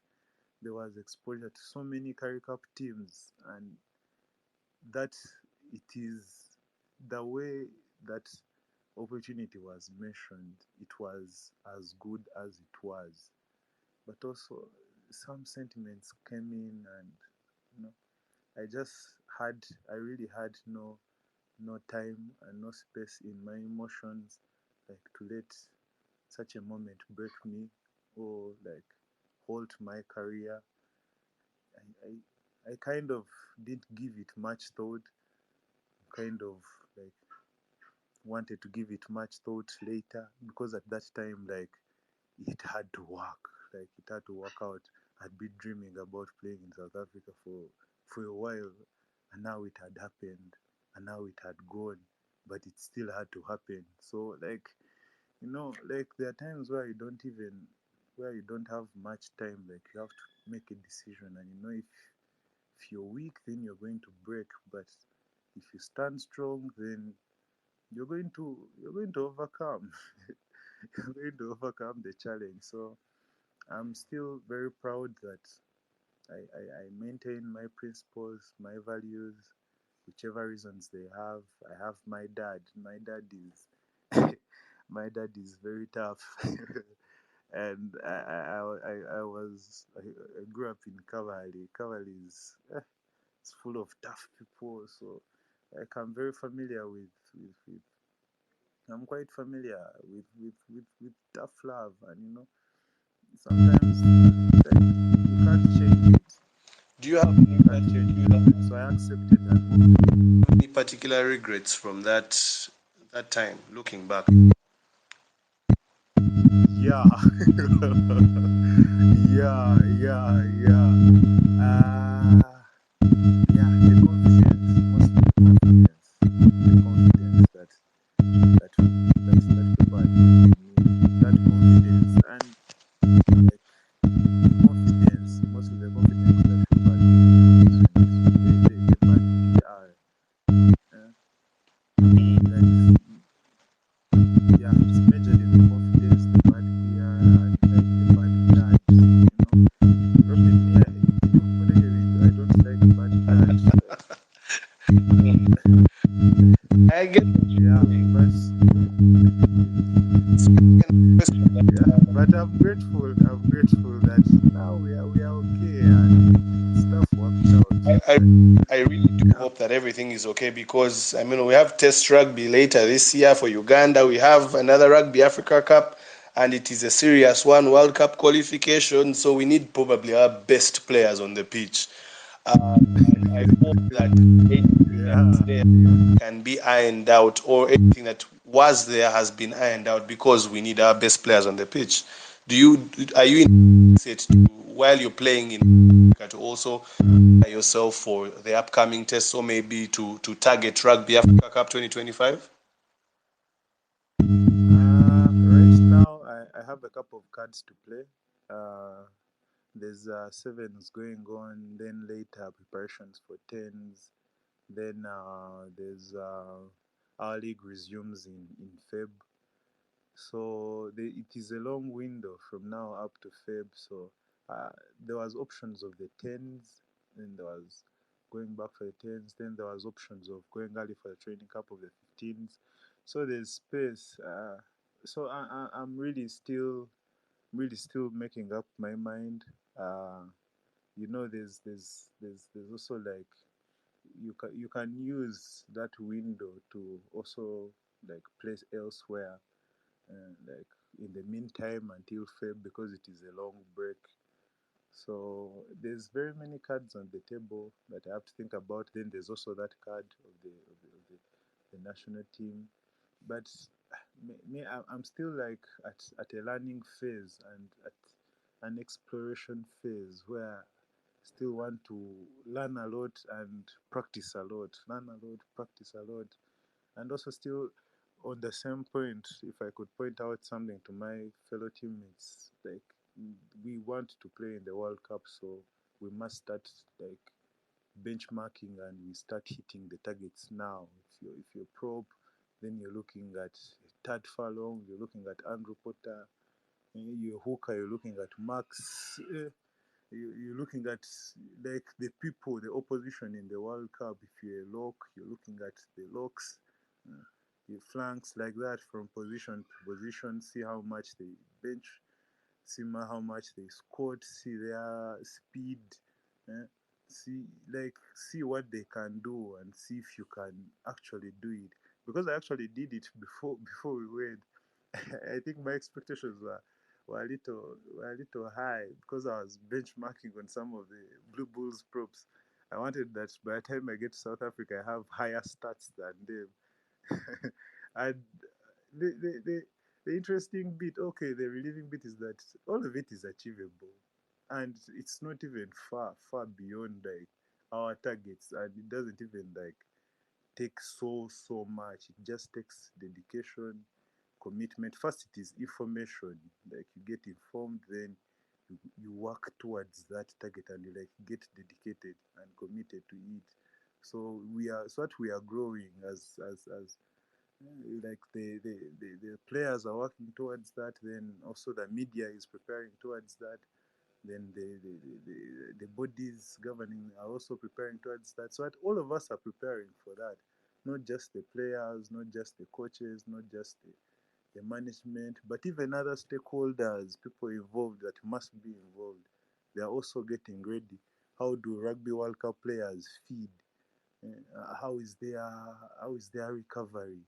How is how is their ethical code of conduct? Like all those all those conversations and expectations from all the entire stakeholders. I think all of us have to prepare because in the World Cup, you don't go as Uganda Rugby Cranes or as an individual. You go as a country, and everyone must be behind you. So I think all of us should prepare and all of us should believe because we have the talent. Me, no lie, I've bossed all scrums I've played, I've bossed opposition I've played, and no lie, if we went to the World Cup rugby, to the Rugby World Cup right now, I would compete. I would compete. So like same my fellow teammates should also like continue picking it up and continue preparing so that by the time by the time we go we are ready. Because when you're ready to play there, then you're ready to get there. Yeah. Okay, and just in summary, first thing I want to ask you is, oh, I know you've touched on this in the different parts of the conversation that we have had, but how has the experience of South Africa changed you, first on pitch, tactically as a prop and as a player, but then also as a human being? As a player, It's a three question, but the first part can be put in one because I know you have spoken about it extensively in the different things. But in summary, how have you improved as a pro slash rugby player, and then how has experience in South Africa impacted or improved you as a human being? oh, thank you. Let me start with the second. The experience has been full of lessons mostly, and being in a very new environment and new characters, different coaching skills, different players from all walks of life, like being like accommodative and like being like welcoming, like accepting what is and dealing with what does not fit. And I've learned how to face my problems head on because like take an example of training. If you have a few characters on training that are coming at you, a few characters in the game that are coming at you, then you also like must be able to not just receive but also like return the fire. So and that builds up to the second one, and like what has been lacking and what I feel still lacks in most of like the players here, like the talent is there, the ability is there, the skill is there, to most even the condition is there, but like the killer instinct, like the the practice, like the coach has taught you how to tackle, you know how to tackle, you know, I have to go, I have to press, I have to make contact with the shoulder, I have to wrap, but like actually doing it and doing it in all circumstances, and like having the skills, you find like you can offload, you can step, you can create, but like being able to do it like in the right, like at the right time, like So that having that expressiveness of the skill and like improving your doing ability, because I think here we focus a lot on the learning abilities, which is very good, but now I think a player needs also that environment where he that brings the best out of them. So that's like you have that killer instinct, like if I don't shoot I'm going to be shot, like that oomph, that's how Conrad calls it. Yeah, so I think that is what has improved a lot in my game, because now I'm very much aware of my skill set. I'm very much aware of my ability, and I'm very much able to execute. I'm very much to pick anything, like to if it is like a video game, like I'm very able to press any tab, any button, if it is an offload, if it is a step, if it is like at any moment in the game, not only when we are winning or not only when like you're very comfortable, but even at intense situation, I'm able to bring out the best out of me. Okay, that's great. My last question will be about, um, of course, when we see players like you get these opportunities, you're in South Africa. We're talking about now Adrian Casito joining Philippe Okoraч in France.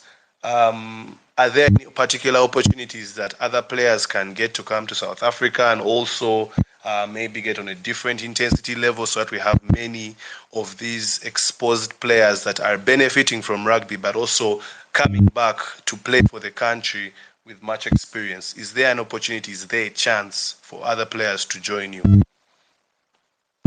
Very much, Ruben. Very, very much. And I say this like I'm speaking with so much delight.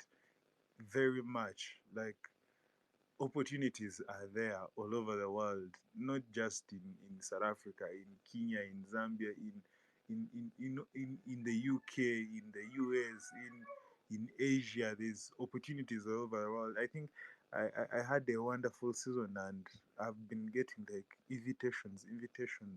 So like there's opportunities all over the world, and Ruben, the talent that we have here can go and compete anywhere around the world. This talent that we have here, uh, only maybe for like the major competitions. Because even me, there's still some targets that I want to hit, so that I become like URC material, or like above that material. But no question about that, there are very many opportunities, and I've journeyed this. It's still a short journey so far, and it is still kicking off. And like I've been exposed to most of like what someone needs, and it's actually not a lot. And not even just for rugby players. When you travel, there's S and C's from other countries. So internationals are not just athletes.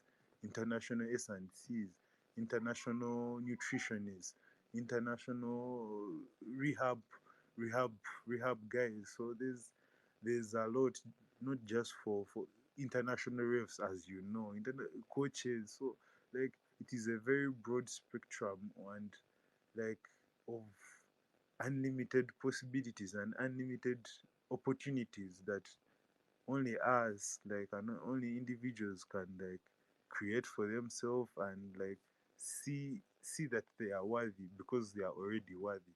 But like people have to really see it in them that they are worthy to be And in such what are positions. some of these Yeah. pathways? What are some of these pathways? Or like a player who's now looking up to you or listening to you on this space, what I'm trying to get them to understand is how can they get that process started, or those to trigger those opportunities. uh, of course, the start is the position, like being clear on the positions that you want to play and the positions you can compete in, and not limiting yourself. If you have abilities of playing 1, 2, 3 positions, that is your strength. I don't see it as a weakness. And like having the and then like having clips, you must get clips. the media guys have been doing a very good job. Clips like putting together a 3 to 4 minutes clip of yourself having a CV, a rugby CV, because when you want to take that path, then you're taking rugby as work, of which, yeah, it can be work. Now rugby is work to me. So you just need a CV, you just need highlights, and most importantly, you need the belief. Then you need to like spread your wings, like whichever opportunity, maybe through a friend, through a coach, like spread your wings. And if you want to do it formally, there's also agents, there are rugby agents, there are rugby supportive units, unions, there are rugby supportive foundations, there are talent academies. Ruben, there's so many ways that anyone can achieve this, and like the opportunities, and they are just boundless. They are unlimited. So may I just think, and I encourage everyone to, like, if it is really in them that they want a career out of rugby, they must decide. Then start on. I would be happy to share more about this, but because of time, of course, but the opportunities are there, unlimited, and the ways are there, endless ways. Those were just the highlights. Okay, great. Of course, those that are listening, I'm sure they have heard that. First and foremost, take care of your brand. How much footage of yourself do you have as a player, or as, let's say, if you're a coach, what is your track record? What is your portfolio as a referee? Where have you been? And he has talked about the different aspects of from agents to leveraging friendships to perhaps players that are already there to other things. So maybe some of the other pathways that or the details of these pathways for players and other professionals to make it, you can directly maybe reach out to anyone to suggest. My last question to you would be that is it possible for us to see a way of watching your games? Is there a way that people can watch your games here in Uganda? Yeah, yeah, yeah. Our games are streamed. NH Sports streams them. Uh, my fault.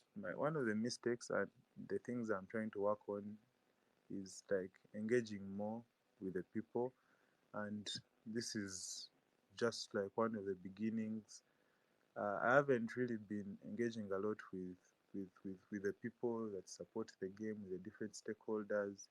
So it's also one of the things that I'm I'm very intentional about working on. And yeah, so the games, they are NH Sports, and I'll be sharing links every time we're going to play. And soon, when I get to where I want to be, there's Super Sport. Yeah, because when you're playing in the big tournament, then there are big games. I know I'll get there, and it's not very far. So yeah, people can be able to watch. Yeah. Also something like about the S&C, the other careers, like even if it is not to a team, you can be an S&C to an athlete or to a group of athletes, and like the magic you do in them, you can be a nutritionist to athletes or to a team. Like most of these opportunities, like people must like go ahead, you create for them, you show that they can work, then you get support, and like you position to yourself in an area where if any opportunity comes, you have like more leverage. Like now, me, I'm a prop, so like as much as the fundamentals are scrummaging and lifting at the line out, but I, if I'm working harder in defense and in offense, I'm putting in more tackles, and I'm having more offloads. Like I'm having that maybe some other props do not have. So even you, like as a back row, you have that besides the core foundations, which have to be a must. You have to be doing like that thing that is special, and it doesn't necessarily have to be about rugby. It can also be about your goal or what you're playing for, or what playing rugby means to you. Like there's so many aspects of that we can really leverage on to make careers and to make a meaning life and to inspire people through this sport that that we have. Yeah. Yeah, it's been a very enlightening conversation with you, Ivan. We hope to have many of these, maybe over a podcast or a short interview very soon. But I think for this particular one, I wanted to stop here. But I'm sure we have learned a lot about so many things. And of course, to also get your side of things and where your mind is at with everything that has been on social media, in the news, and what's been happening. For all those that are listening in, it's been quite an incredible space. Of course, we did talk about beach rugby and how it was cancelled due to some security scares.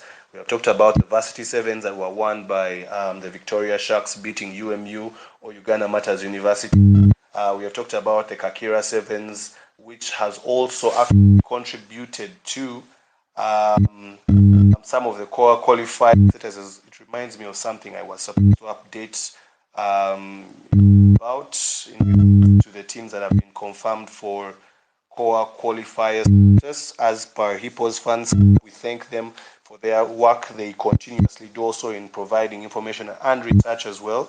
And their post says that regional men's seven clubs that earned a place in the core status qualifier 2024. Northern region is Gulu City Falcons and Kitgum Lions. Central region is the Kampani Eagles and the Victoria Sharks.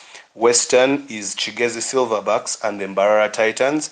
And Eastern is the Njeru Hurricanes and the Kakira Simbas.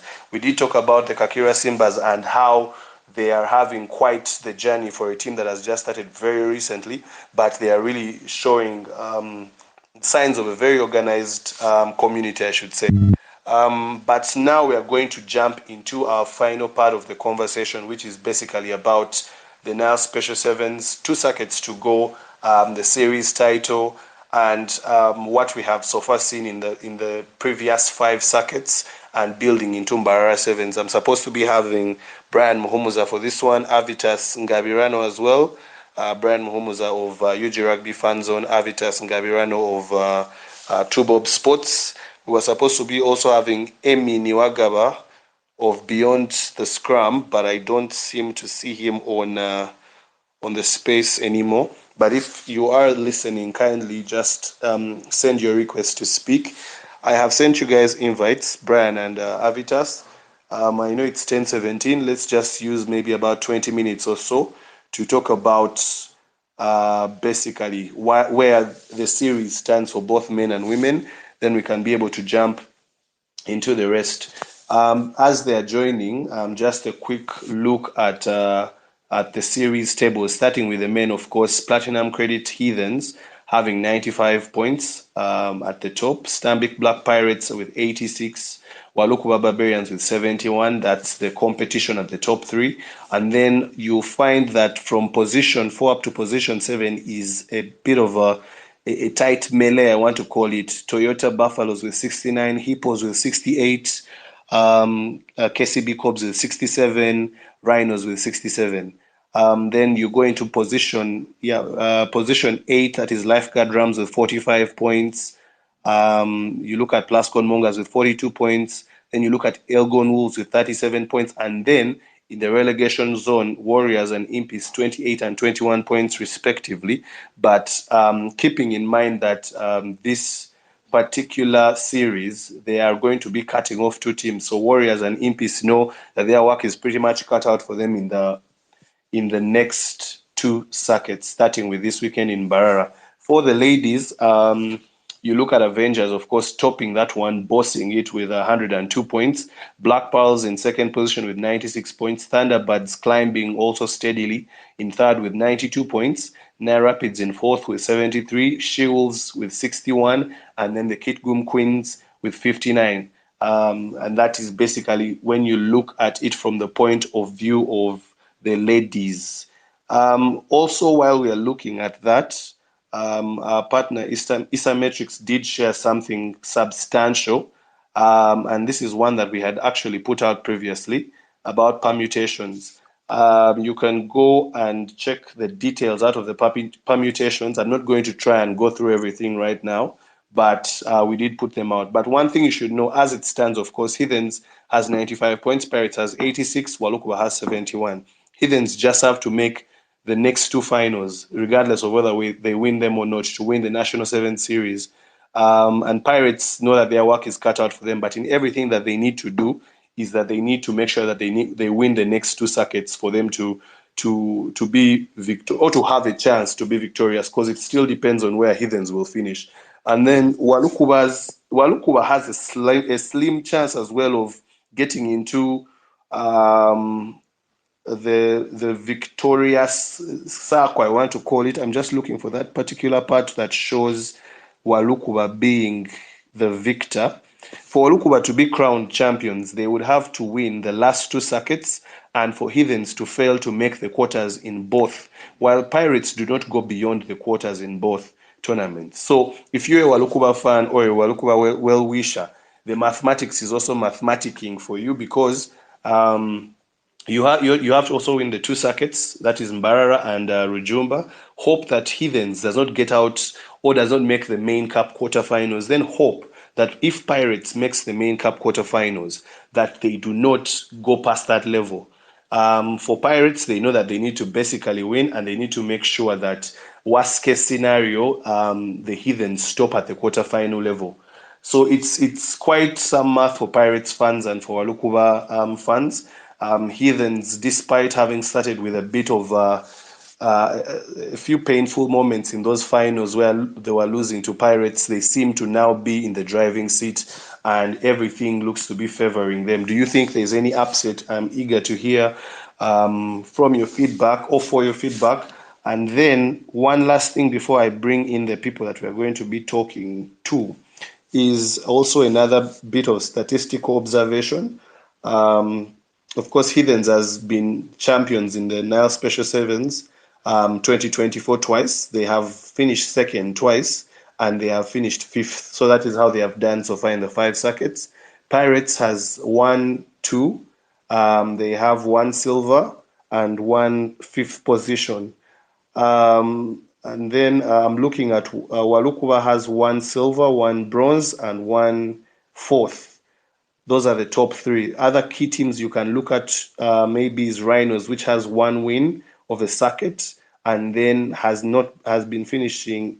I think the best finish after they finished overall winners of a circuit was fifth. After that, they have not been going beyond fifth position, which is quite a downgrade for a team that started with a bang. Cobbs also has the same points as Rhinos, but their best finishes have been fourth and fifth. Ramsey's best finish has been fifth, but all these details, we shall put them out on our social media platforms for you guys to be able to digest, because there's a lot of content here. Maybe just quickly looking at the women's part, when you look at the tallies, Avengers has of course won three circuits and one silver and one bronze. Black Pearls has one gold, three silvers, and one bronze. And what I mean by gold is they have gone and won the circuit, or they have finished as finalists, losing finalists, or they have finished as third. That is what I mean by that. Thunderbirds has won one circuit, has been in one final, one losing final, and then also they have finished as bronze winners or as third placed team three times. So that's also important to note. So going into this weekend, I want to bring the two gentlemen into this conversation. Starting with, I think let's start with the ladies. You know, they say ladies first. We saw Black Pearls starting in Entebbe and how they started strong, but somehow the Avengers have come to play, and they have come to play with a lot of intensity. We have also seen how Thunderbirds has improved across the lane. And at this point, what are your thoughts of what's happening with the ladies' teams? Is there any chance of perhaps us seeing Black Pearls overtake Avengers? What are your thoughts? I think let me start with Brian on this one.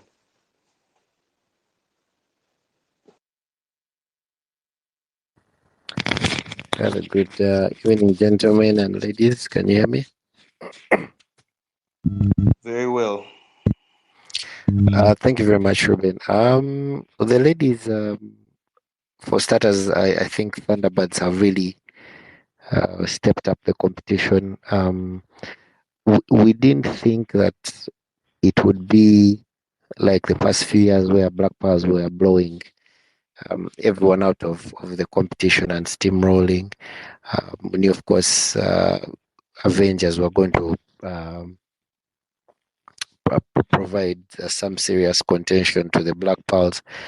But what surprises us, and me in particular, is I didn't expect Avengers to actually really take the battle to the Black Pearls and just completely dominate them. Of course, the Black Pearls, it threatened to happen in the first circuit where the Black Pearls won. But then, Avengers sort of learned from that loss and grew and devised ways how to beat the Black Powers. And then what happened is the Thunderbirds also took those notes from the Avengers and have applied them to the Black Powers as well. There are a bit of a few instances or conditions where the Black Powers have particularly suffered in the latter circuits. For me personally, the loss of Grace Auma. Of course, we all know what Emily Kuro can do. But Grace Auma is that sort of unpredictability about the Black Powers. You sort of focus so much on Emily, and then you forget there's Grace. Who can do the damage just as much, and after the camp that they had in South Africa for the national team, she didn't turn up again. I don't know if she was injured or something, but they have dearly missed her. Of course, Coach Helen has had to come in the last two circuits and to sort of patch up the numbers, but the Thunderbirds have particularly improved tremendously, beating the Black Powers consecutively in the final and then in the semi. But it's the Avengers who have stood tall above the rest, and for me, really, it would take something sort of a miracle to stop the Thunderbirds, especially seeing the way they are showed. They have just not just winners, but they have players on the pitch who are ready to do the dirty work. And for me, sevens, of course, you always have the pace, the pace men and pace ladies who put in the tries and the statistics up there, but you really need 2 or 3 people in the engine room of any side who are not shy to do the dirty work, who are not shy to put in a tackle, who are not shy to throw their bodies and let their teammates shine. People like Fazira Namukwaya, she has been tremendous, up and down the pitch, throwing in tackles, carrying the ball, just so the people like Christina Kelo and Sarah Chirabo can shine. We've seen, I think Faith Namakula is it, who has been also tremendous with the boot. So yes, and when in sevens you have people who are willing to do what kind of job it is for the team to succeed, then it really takes so much for such a team to be stopped. So for me, I think Avengers are clear favorites, and it really will take something special to stop them. Yes.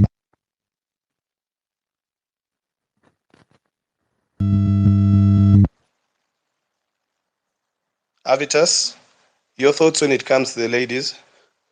Oh yes, I don't know what was the issue because that sound keeps going off and on the beach. But yeah, Brian pretty much talked about it. The last time when I was on the space, we talked about the teams which are competing. Really highlighted how much firepower that the Avengers have when you compare to the other teams. And to make it worse, like Brian has said, Grace Auma. I don't know what is the issue, but it's also not available for the Black Powers. I think for the last 2 circuits, So that has affected them a lot. Yeah, this is a person who could have been another alternative. Right now, if you watch keenly, the teams are trying to take down Emily. At some point, she has had to move away from the wing to try to come inside. So there's a lot going on. They try to sometimes ask a lot from her, and when the other teams figure it out, then it's kind of like trouble for the Black Pearls. That's how, if you go back and watch, I don't think it's just about Emily, but the Black Pearls, they have dipped a bit. When I was watching the game they played against the Thunderbirds in what Ginger, uh, I can't really point to one thing, but also there's a bit of some discipline issues. When I say discipline, they got so many penalties and so on. So it has affected them a bit, because if you go back and watch, Thunderbirds was able to capitalize a lot on that. If you see the try that Sarah Nakato scored, quick tap and go, and I think another one or two. So they need to, I believe, this week, the previous week, and then this between now and then, they're going to try. The coaches have to try to tell the players about more so discipline. Try to be, very disciplined to prevent getting those penalties, because it's a thing which affected them a lot. And another thing, I don't know, but I think Patricia Nick has the last 2 seconds has become a problem. I don't know if it's just me who noticed it, but she has become a big problem, and she's one of the reasons actually why we have seen the Thunderbirds go up a bit their level. The first 2 seconds they weren't as good. I think the first 2 seconds weren't as good. Then the next, they came up and won a second. Then they finished. They went to the finals the last week, the last second. So Anek has been one of the key things in their team, and she has really helped them putting in big carries for their team. But all in all, just to sum it up, the Avengers, they have a bit more quality when you compare to the others, and it will take a lot. It will take a lot of resolve from the different teams. Just like we saw how the Thunderbirds beat them in the other circuit before the previous one. That's what it will take to defeat them. And if you can see that, I believe that a team one or two will be able to defeat them maybe in the semifinals or finals. Yeah, I do have to agree with you on the point of Black Pearls. Maybe first to address what Brian was asking about. I think Grace Auma I think she got an ankle injury, one that she got from the international engagement they had in South Africa. So she's out. But I've also not seen some of the other players, Lydia Namabiro. Maybe those are some of the things that we'll need clarity on. But I do agree. I think that generally, I think it was something I mentioned that there was a huge dependence that Black Pearls had on their speedsters, which, yes, when you have something and it's an advantage, you use it. But now, in the event that teams are now starting to learn how to counter it, what's your plan B? What's your plan C? And I think that's one of their major problems. On top of that, I think the discipline issue has also been key. And like you said, I know many of the fans sometimes will need to understand that there are two kinds of discipline. When you talk about discipline, there's perhaps the discipline that is off the pitch and all that, but then there's discipline on the pitch in regards to penalty count, in regards to how much advantage you give to the other team according to what the referee sees as an infringement. And that's the one in particular that we are talking about. It hurt them in two finals I think I have watched against Avengers, and I think it's something that's recurring. And they look a shadow of the team that played in the Entebbe Sevens, and that is ideally something that they will need to address and address very quickly. Maybe this break could have come at a very opportune time for them to be able to regalvanize and see what they can bring to Mbarara, and then also take to Rujumba, which is on their home turf. They know it's still possible for them. I mean, it's about 8 points or so. Them having 96 points and then Avengers on 102. Actually, it's 6 points. So it's something that is very achievable for them, but they need to step up to standards that they had actually made for themselves. I've been very impressed with Thunderbirds and how they have been performing. I think that the change or the transition is Thunderbirds used to give this vibe of we have a couple of players, some very good, some maybe not as good, but not properly working as a unit, as a coach team. But when you look at Thunderbirds right now, it looks like a team that understands how they want to play, that has someone that is clearly giving them a structure and a game plan to work with. I think I've seen one of the twins. I don't know if it is Waswa or it is Kato that is working with them, plus other heathens, people that have been working with them as well. But you have to give it to also some of the players. Patricia Anek is a prop, but she has been playing almost like the entire circuit without being substituted. Of course, you cannot forget Sarah Nanyonjo and all the work that I think she's called Angela Nanyonjo, and all the work that she has been doing, both as a leader, but also being able to carry. Those particular two ladies have been instrumental in creating the platform for attacking opportunities to come. And it's something that they have used to their strength so much. I've also thought that they have worked on their defense, which has been something that was maybe leaking a lot. Maybe it also comes with fitness. Now they're a fitter team than they were at the beginning of the circuits. In that now they have proper defensive units. They are able to keep considerable gaps within their drift defense, and it's something that has worked in their favor. Particularly disappointed by Nile Rapids. I felt like they could have done more. Maybe you can attribute it to maybe some of their stars not being around, but I think they have blown hot and cold depending on what circuit it is, and sometimes they have not really done the most. But I hope that they would be in that top three conversation as well, or they would be closer to the top three in regards to overall points. But before we leave this ladies thing, I want you guys to tell me who has impressed you the most amongst the ladies. Brian, over to you.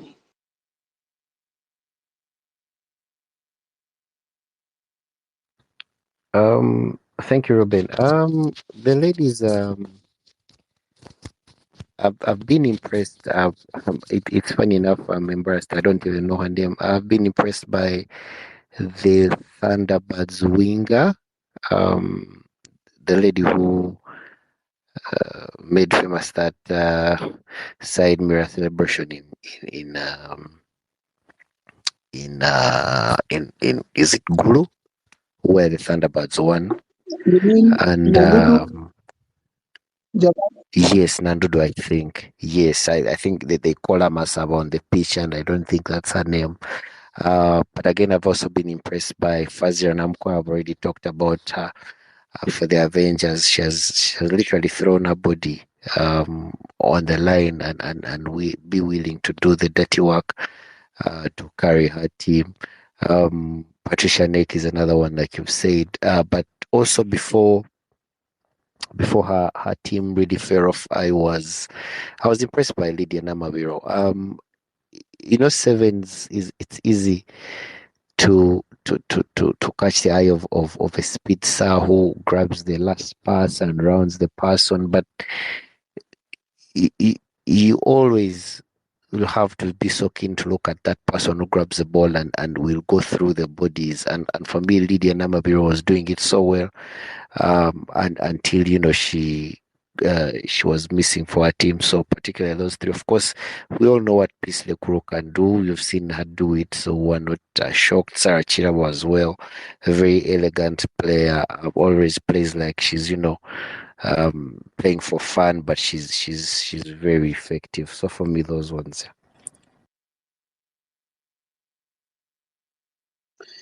Yeah, all the products Brother talked about have been really key. Um, one thing I forgot to mention, Lydia Ramabino missing was really, really, really big for Black Pearls. What she had been doing, I think in the second she played last. Oh my goodness! In my opinion, should have been the MVP at that time, but she never won it. But anyway, for for the people maybe Brian did really highlight, Akilu, Masai Don from Avengers, yes. Yeah, has been really good, doing a lot, scoring a hat trick in the finals the last time around. The guys have been doing really, really well. Maybe for the ladies, I'm trying to think of a name which maybe pops out. I wouldn't want to say Unity impressed us last year. She impressed us last year, and she has had moments. She's the go-to person when they need speed for Nile Rapids. But like Ruben talked about, they've been hot and cold. So they have their moments here and there, as probably would expect, but they haven't really, given us what on a consistent basis what we would want. And I don't want to say I'm blaming the one individual. It's more maybe the personnel, the growth of the team, and so on and so forth. So maybe the quality is not as much, but yeah, she's one of those others who is in there here and there. I think that's pretty much it. We could probably talk about Nakafero has led a team well. She has led a team really well. I think she's one of the persons who makes very quick tap and go. If you miss her, then you're probably gonna find yourself in trouble because she normally gains a lot of ground on the penalties which Thunderbirds have been getting in the last three circuits. She has done that a lot, and to help her team. Even that time they won, if you go back and watch throughout the games, she used that tactic quite a lot, and I believe some teams did not really, they never addressed that issue, and she managed to capitalize on it. So that's another name I would just throw in there. But yeah, that's pretty much it. Yeah, thanks for that. And in the comments, yeah, I'm just getting clarification from Paul Serunjoji saying that Thunderbirds coach is called Chigongo Sebalamu. I think I've seen a lot more in the circuits that I've observed. One of the twins may be feeling as assistant coach or something like that, but thanks for that clarification. Then one of the other messages coming in is from Tare School Old Boys Association saying that next time explore Ntare pitches. I think this one is for the pitch that was used or is going to be used for Mbarara Sevens. So maybe that's their feedback. So now jumping to the main and the chaos that is here as well. Of course, Pirates starting quite strong, you should say, and Heathens looking like they could not find answers in the finals where they faced Pirates to start with.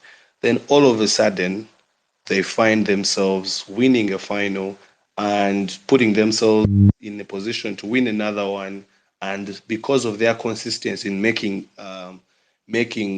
finals, even if they don't win, it has really given them a good number of points, putting them at the top with 95 points, and the Pirates at 86.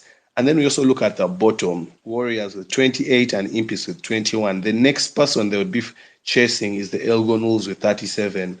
There is a lot of math going to be involved in the next 2 weeks. And of course, not forgetting what's happening in the middle there, where the points are between 69 and 67.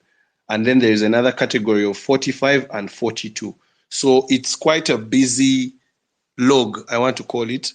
But do you guys think that Pirates, let's start with Pirates. Do you guys think that Pirates can be able to do what is needed for them to win the overall series at their home turf? Or will they be cheering and celebrating or clapping at least for the Heathens as they receive the overall trophy at Kings Park Arena? Avitas, your thoughts? I saw somewhere that someone made a comment saying Pirates are going to be they're going to watch them lift the trophy and then they give them new goals after. I just want to pass that. It made me laugh. Anyway, one thing, Pirates can win. Yes, mathematically we know they can win, but they have to. We've been talking about this. Heathens has the Hippos to thank for that quarterfinal exit of the Zero Bars in the previous circuit. As they award those medals, if Heathens win, Hippos should have one medal at least somewhere, because they managed to do what I would say a big damage, at a very crucial time. That, two more circuits to go, defeating a team like that in the quarterfinal, that was big for Heathens. But we've been discussing this since the pools came out. Pirates have to do one thing. A lot of guys have been talking that Pirates is in what group about A, and then Hidden Zeba is in D, or the other way around. There's an opportunity for those teams to meet at the quarterfinal because of the way the pools are. Now, people were saying, should Pirates try to, if Hidden say tops and Pirates, says, let me be second and I face you and I eliminate you. Under circumstances like that, I would go for something like that. I would try that, because the way Heathens has been playing, we talked about it before. They have not gone to the final, I think, once, just once, and they despite losing in those two finals, they were playing like a very good team, and we talked about this last time, that the two Heathens and Pirates look like they're going to beat everyone, unless they meet each other, and but Hippos came in there, mixed in there, and did some good work for the Heathens. So if there's an opportunity for Heathens to beat, for Pirates to beat Heathens, they need to try to look into it. More so if it's early on. If they can do it, then it's good for them. But if they are to wait, because I have a strong feeling Heathens is going to go all the way to the finals in the remaining two circuits. Nothing has changed for them. I don't think anything has changed for the Heathens. And if you have been keen also, I don't know what happened to Timothy Mugisha. Yes, Timothy Mugisha. Yeah.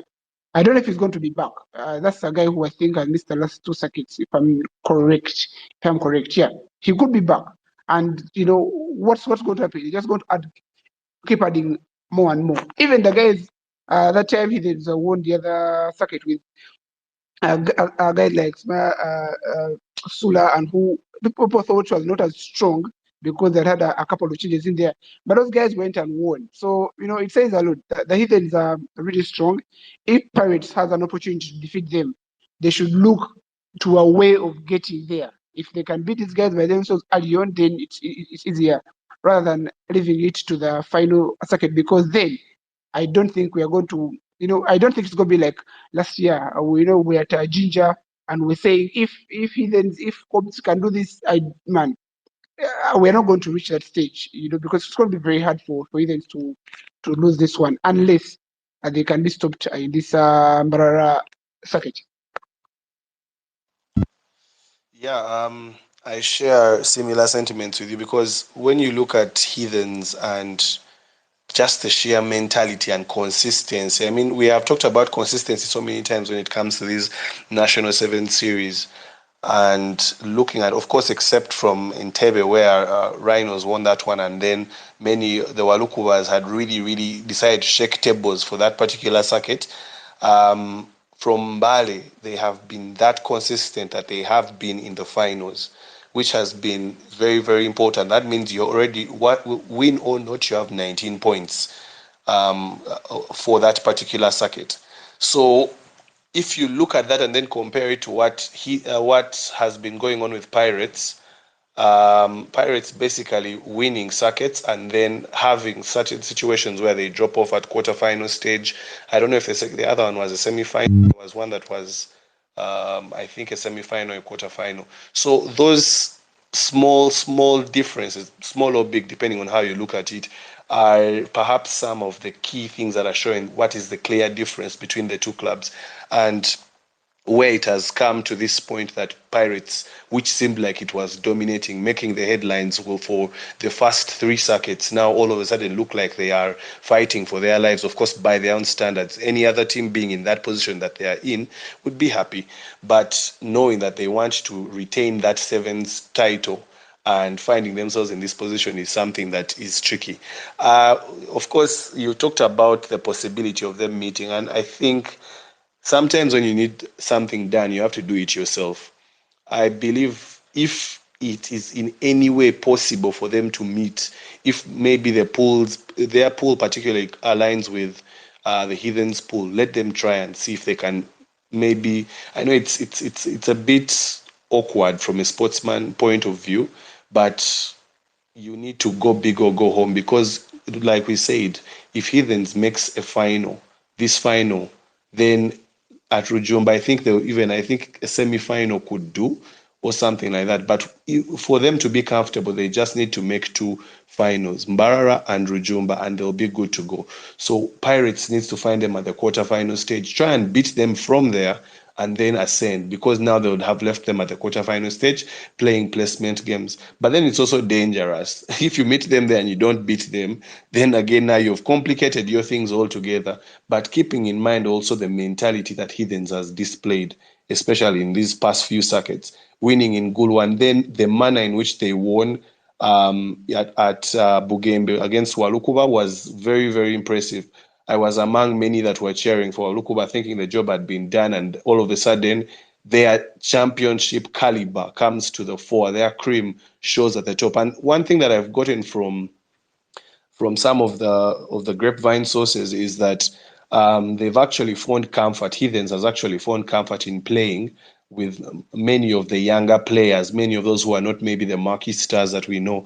That's why you see maybe there is you have Michael Korach coming and supporting as a fan rather than being part of the team, in that they are finding themselves gelling better with the younger side. And of course, having maybe one or two old timers. I've seen Lawrence Seboliva has been one of those fairly consistent ones within their 13 man team that has been playing. But predominantly, it has been a team of very young players. People like, I think it's called Paul Okello, that many don't really talk about, but does a lot of the hard work that is there. And many of the other players, I mean, we're going to talk about Dennis Etwawa and how he has been very impactful. But Heathens really looks like a team that has finally found its gel, and they are doing everything right according to their standard. And of course, not forgetting someone like Norbert Kenya. I think he has been very, very impressive for Heathens. So, Brian, I just want to get to know your thoughts about the current situation in the men's log standings going into Mbarara Sevens, and who has impressed you from the teams that you have been watching.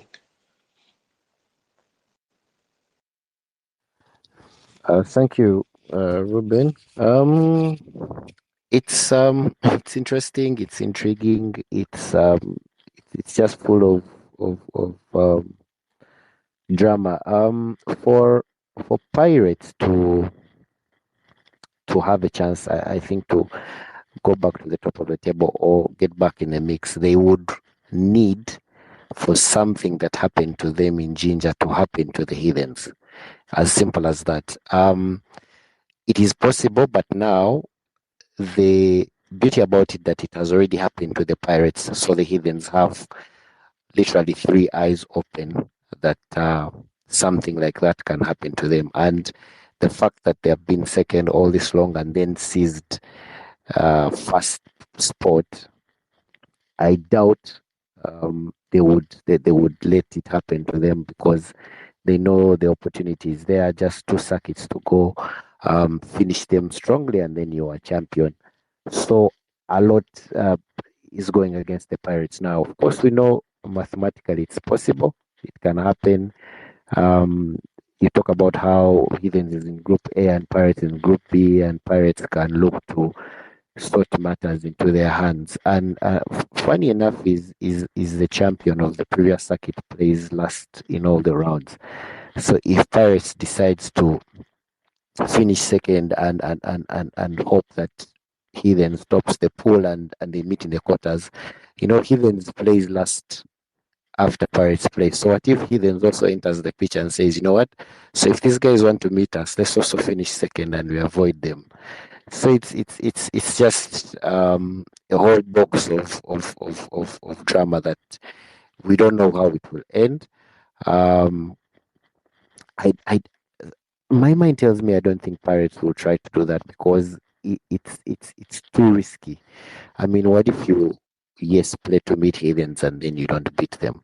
So yes, but again, some of the things that have led Pirates to where they are is I think they haven't had a fair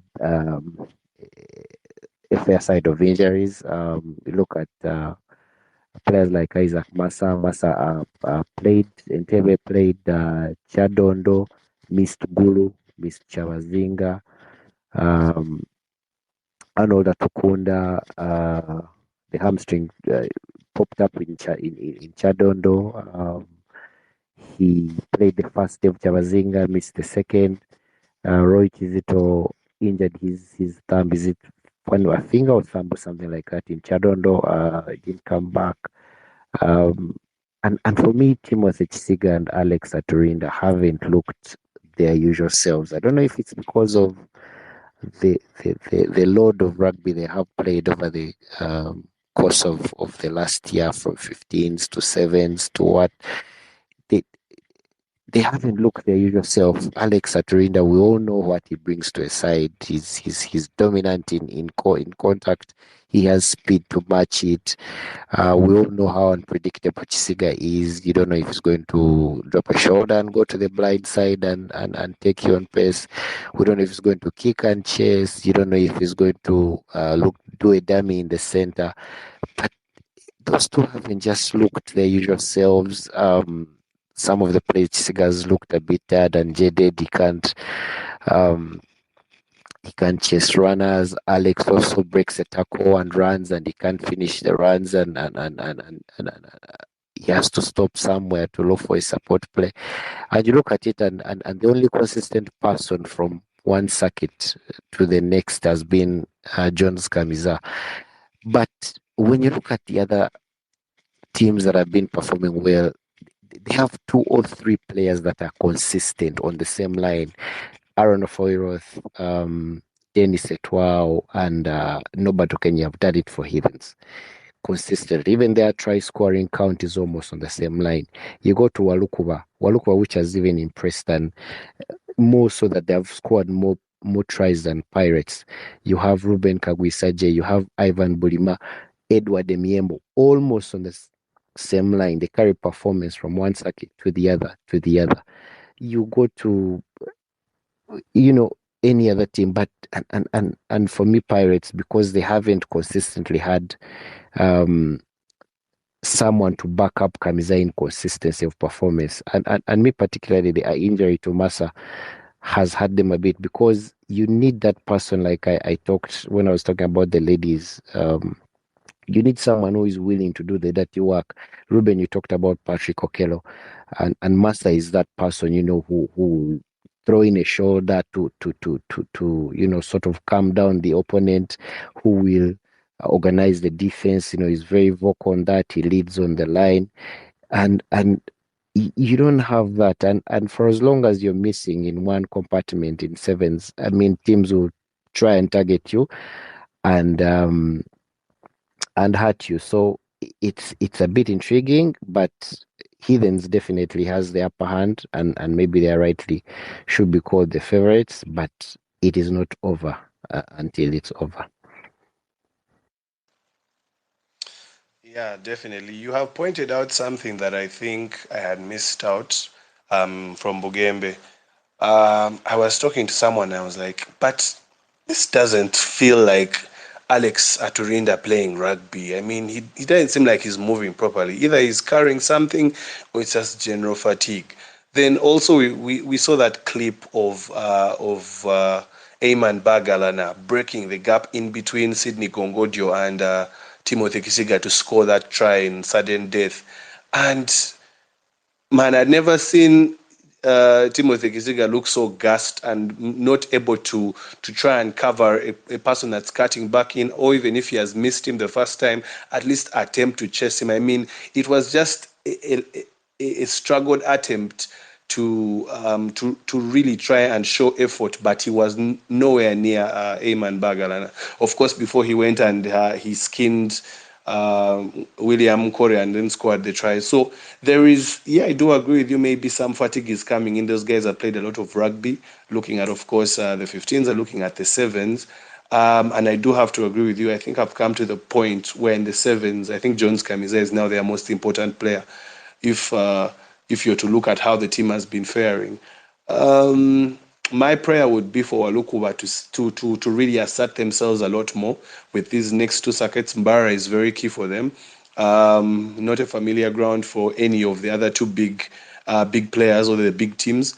So they can also go there and do some damage, perhaps maybe target to reach a final or maybe win that one in particular. Now that they have gotten to know what it means like to be in, I think they were in this final and they were in one with Rhinos earlier on.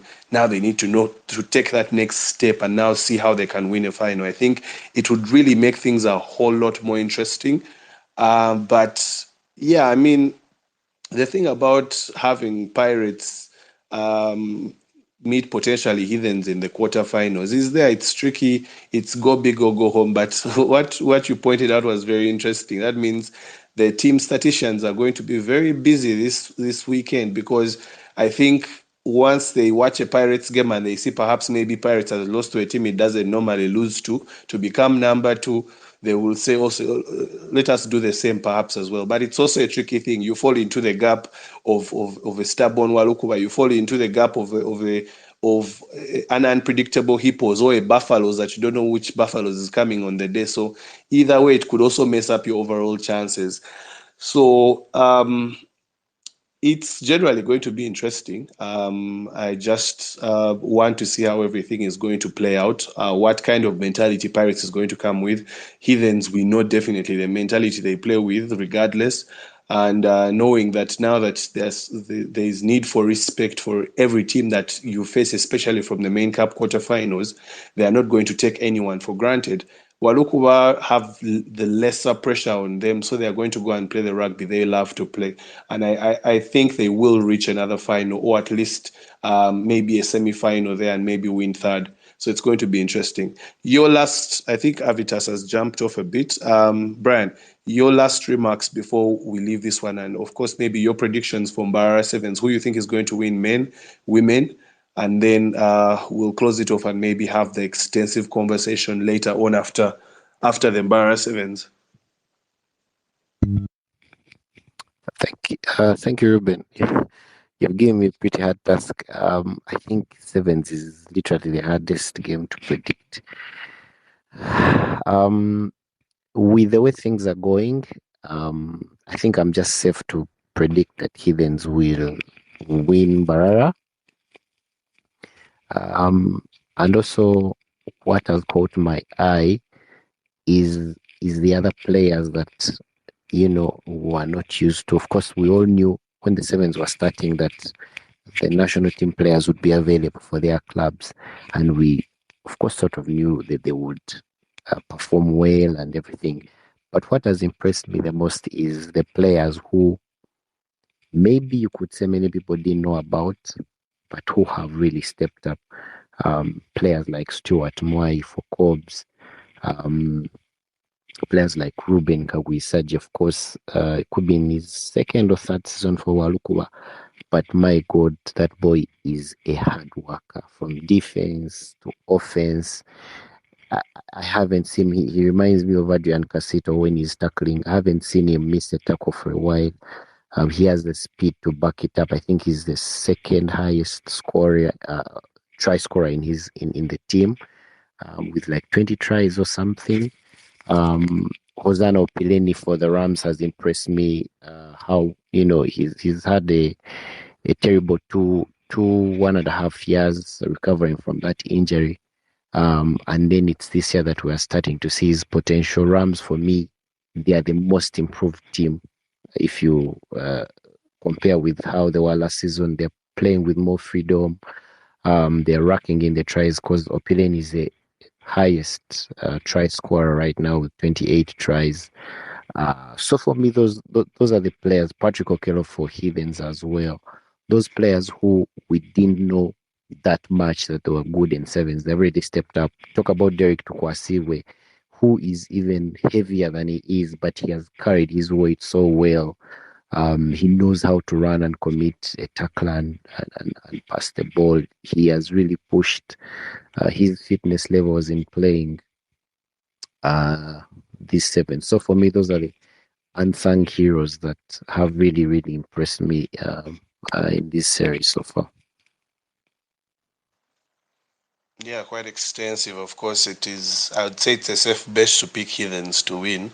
The Mbarara Sevens. Personally, I am torn between Walukuva and Pirates, but I want to go with Pirates. I think Pirates will win in Mbarara, but I do not think that it is going to be of any help with them, because I think still worst case scenario the Heathens will be able to finish in the top four and most likely, of course, make a final. My prayer is that Walukuba can be able to upset that arrangement somewhere here and there. And if they can even prove me wrong and win the Mbarara Sevens, then way better. But I think I'd put my money on Pirates to they know what's at stake, and they're going to go and fight until the last circuit, until the last opportunity they have. So they're going to come out with a different kind of intent. Who's available for them is also another key aspect. I think it would have been better even for us to have this conversation if we had the lineups that are going to be available over the weekend, but unfortunately we don't. So, basing on what we know, I think I'd still back Pirates to win this one because they know that they need to respond. If they don't, then it makes their work a whole lot more complicated. But yeah, I think that is ideally it. We have had quite a long space, 3 hours. And I've seen some people that have really been on this space from the beginning, and that's something very, very commendable. We do appreciate all the people that engage in our conversations, that listen in. That Ruben, yeah, just interrupt you a bit. I just wanted to read for you the polls.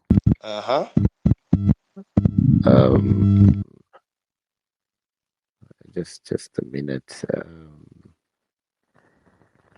And this is how the teams will line up in Mbarara.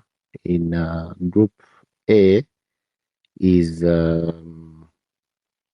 Heathens, Elgon Wolves, Mwangas, Mustangs.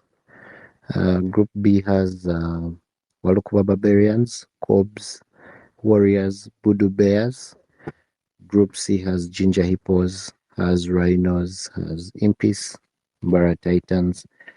And then Group D has the Buffaloes, it has the Pirates, it has the Rams, and Chigezi Silverbacks. Quarterfinals, Group A faces D, B faces C. That's top versus two versus top. Thank you. The script was written. This script was already written. I already anticipate what's going to happen. Anyway, but yeah, you've had the polls there from Brian Mumuza, so and we'll be putting them out as well and trying to see if is Pirates going to just win its games and hope for the best and maybe hopes that Heathen slips up at some point, or will they do the mathematics on their end and maybe try to meet Heathens earlier on, now that we know that their groups are in alignment on the same path of the circuit, on your path to the final, and try and do the job themselves. It's going to be interesting. That means that Walukuba on the other side also just have to make sure that they win their games, knowing that they have a chance. Remember, for them to win, Pirates has to not go past the quarterfinals in the next two circuits. For Heathens, they have to at least make sure that they do not participate in the main cup quarterfinals for Walukuba to have a chance. But all that is going to be unveiled, or we shall see what's going to happen, starting with the Mbarara Sevens. I was still saying that, of course, I do appreciate everyone that has spent this Monday with us. For those that are going to be listening to the recording of the audio, for those that are going to share it with your people, thank you. We are open to feedback. We're open to your reactions from our thoughts, from the different things that we have talked about throughout the course of this week as we build up to Mbarara. We did have someone, Team Araka from Iraka, from the Mbarara Lionesses and also the Mustangs, talking about what to expect in Mbarara. So for those that can be able to plan, reach out to him and make your bookings and have your travel plans made in time so that you don't have any issues. You just go enjoy good rugby and have a good time in Mbarara. We also did talk about a couple of other things. Of course, University Sevens won by Victoria Sharks.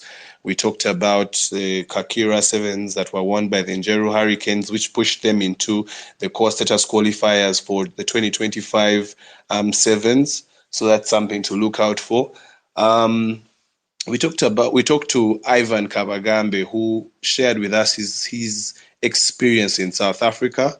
We did also talk to Impis's coach, that is Alvin Kamba, as well as one of the founders of Black, who is Maurice Aliganira, to basically tell us about their partnership. So the details are on the Impis platform, but also if you go back and listen to this recorded space, you can be able to get the full story. Otherwise, thank you for being part of this. As we always say, make sure you get yourself some Fat Cats merch. Make sure that you also follow us on our different platforms. Otherwise, I want to wish you guys a good night. Yeah, and a great week leading into Mbarara Sevens. Cheers.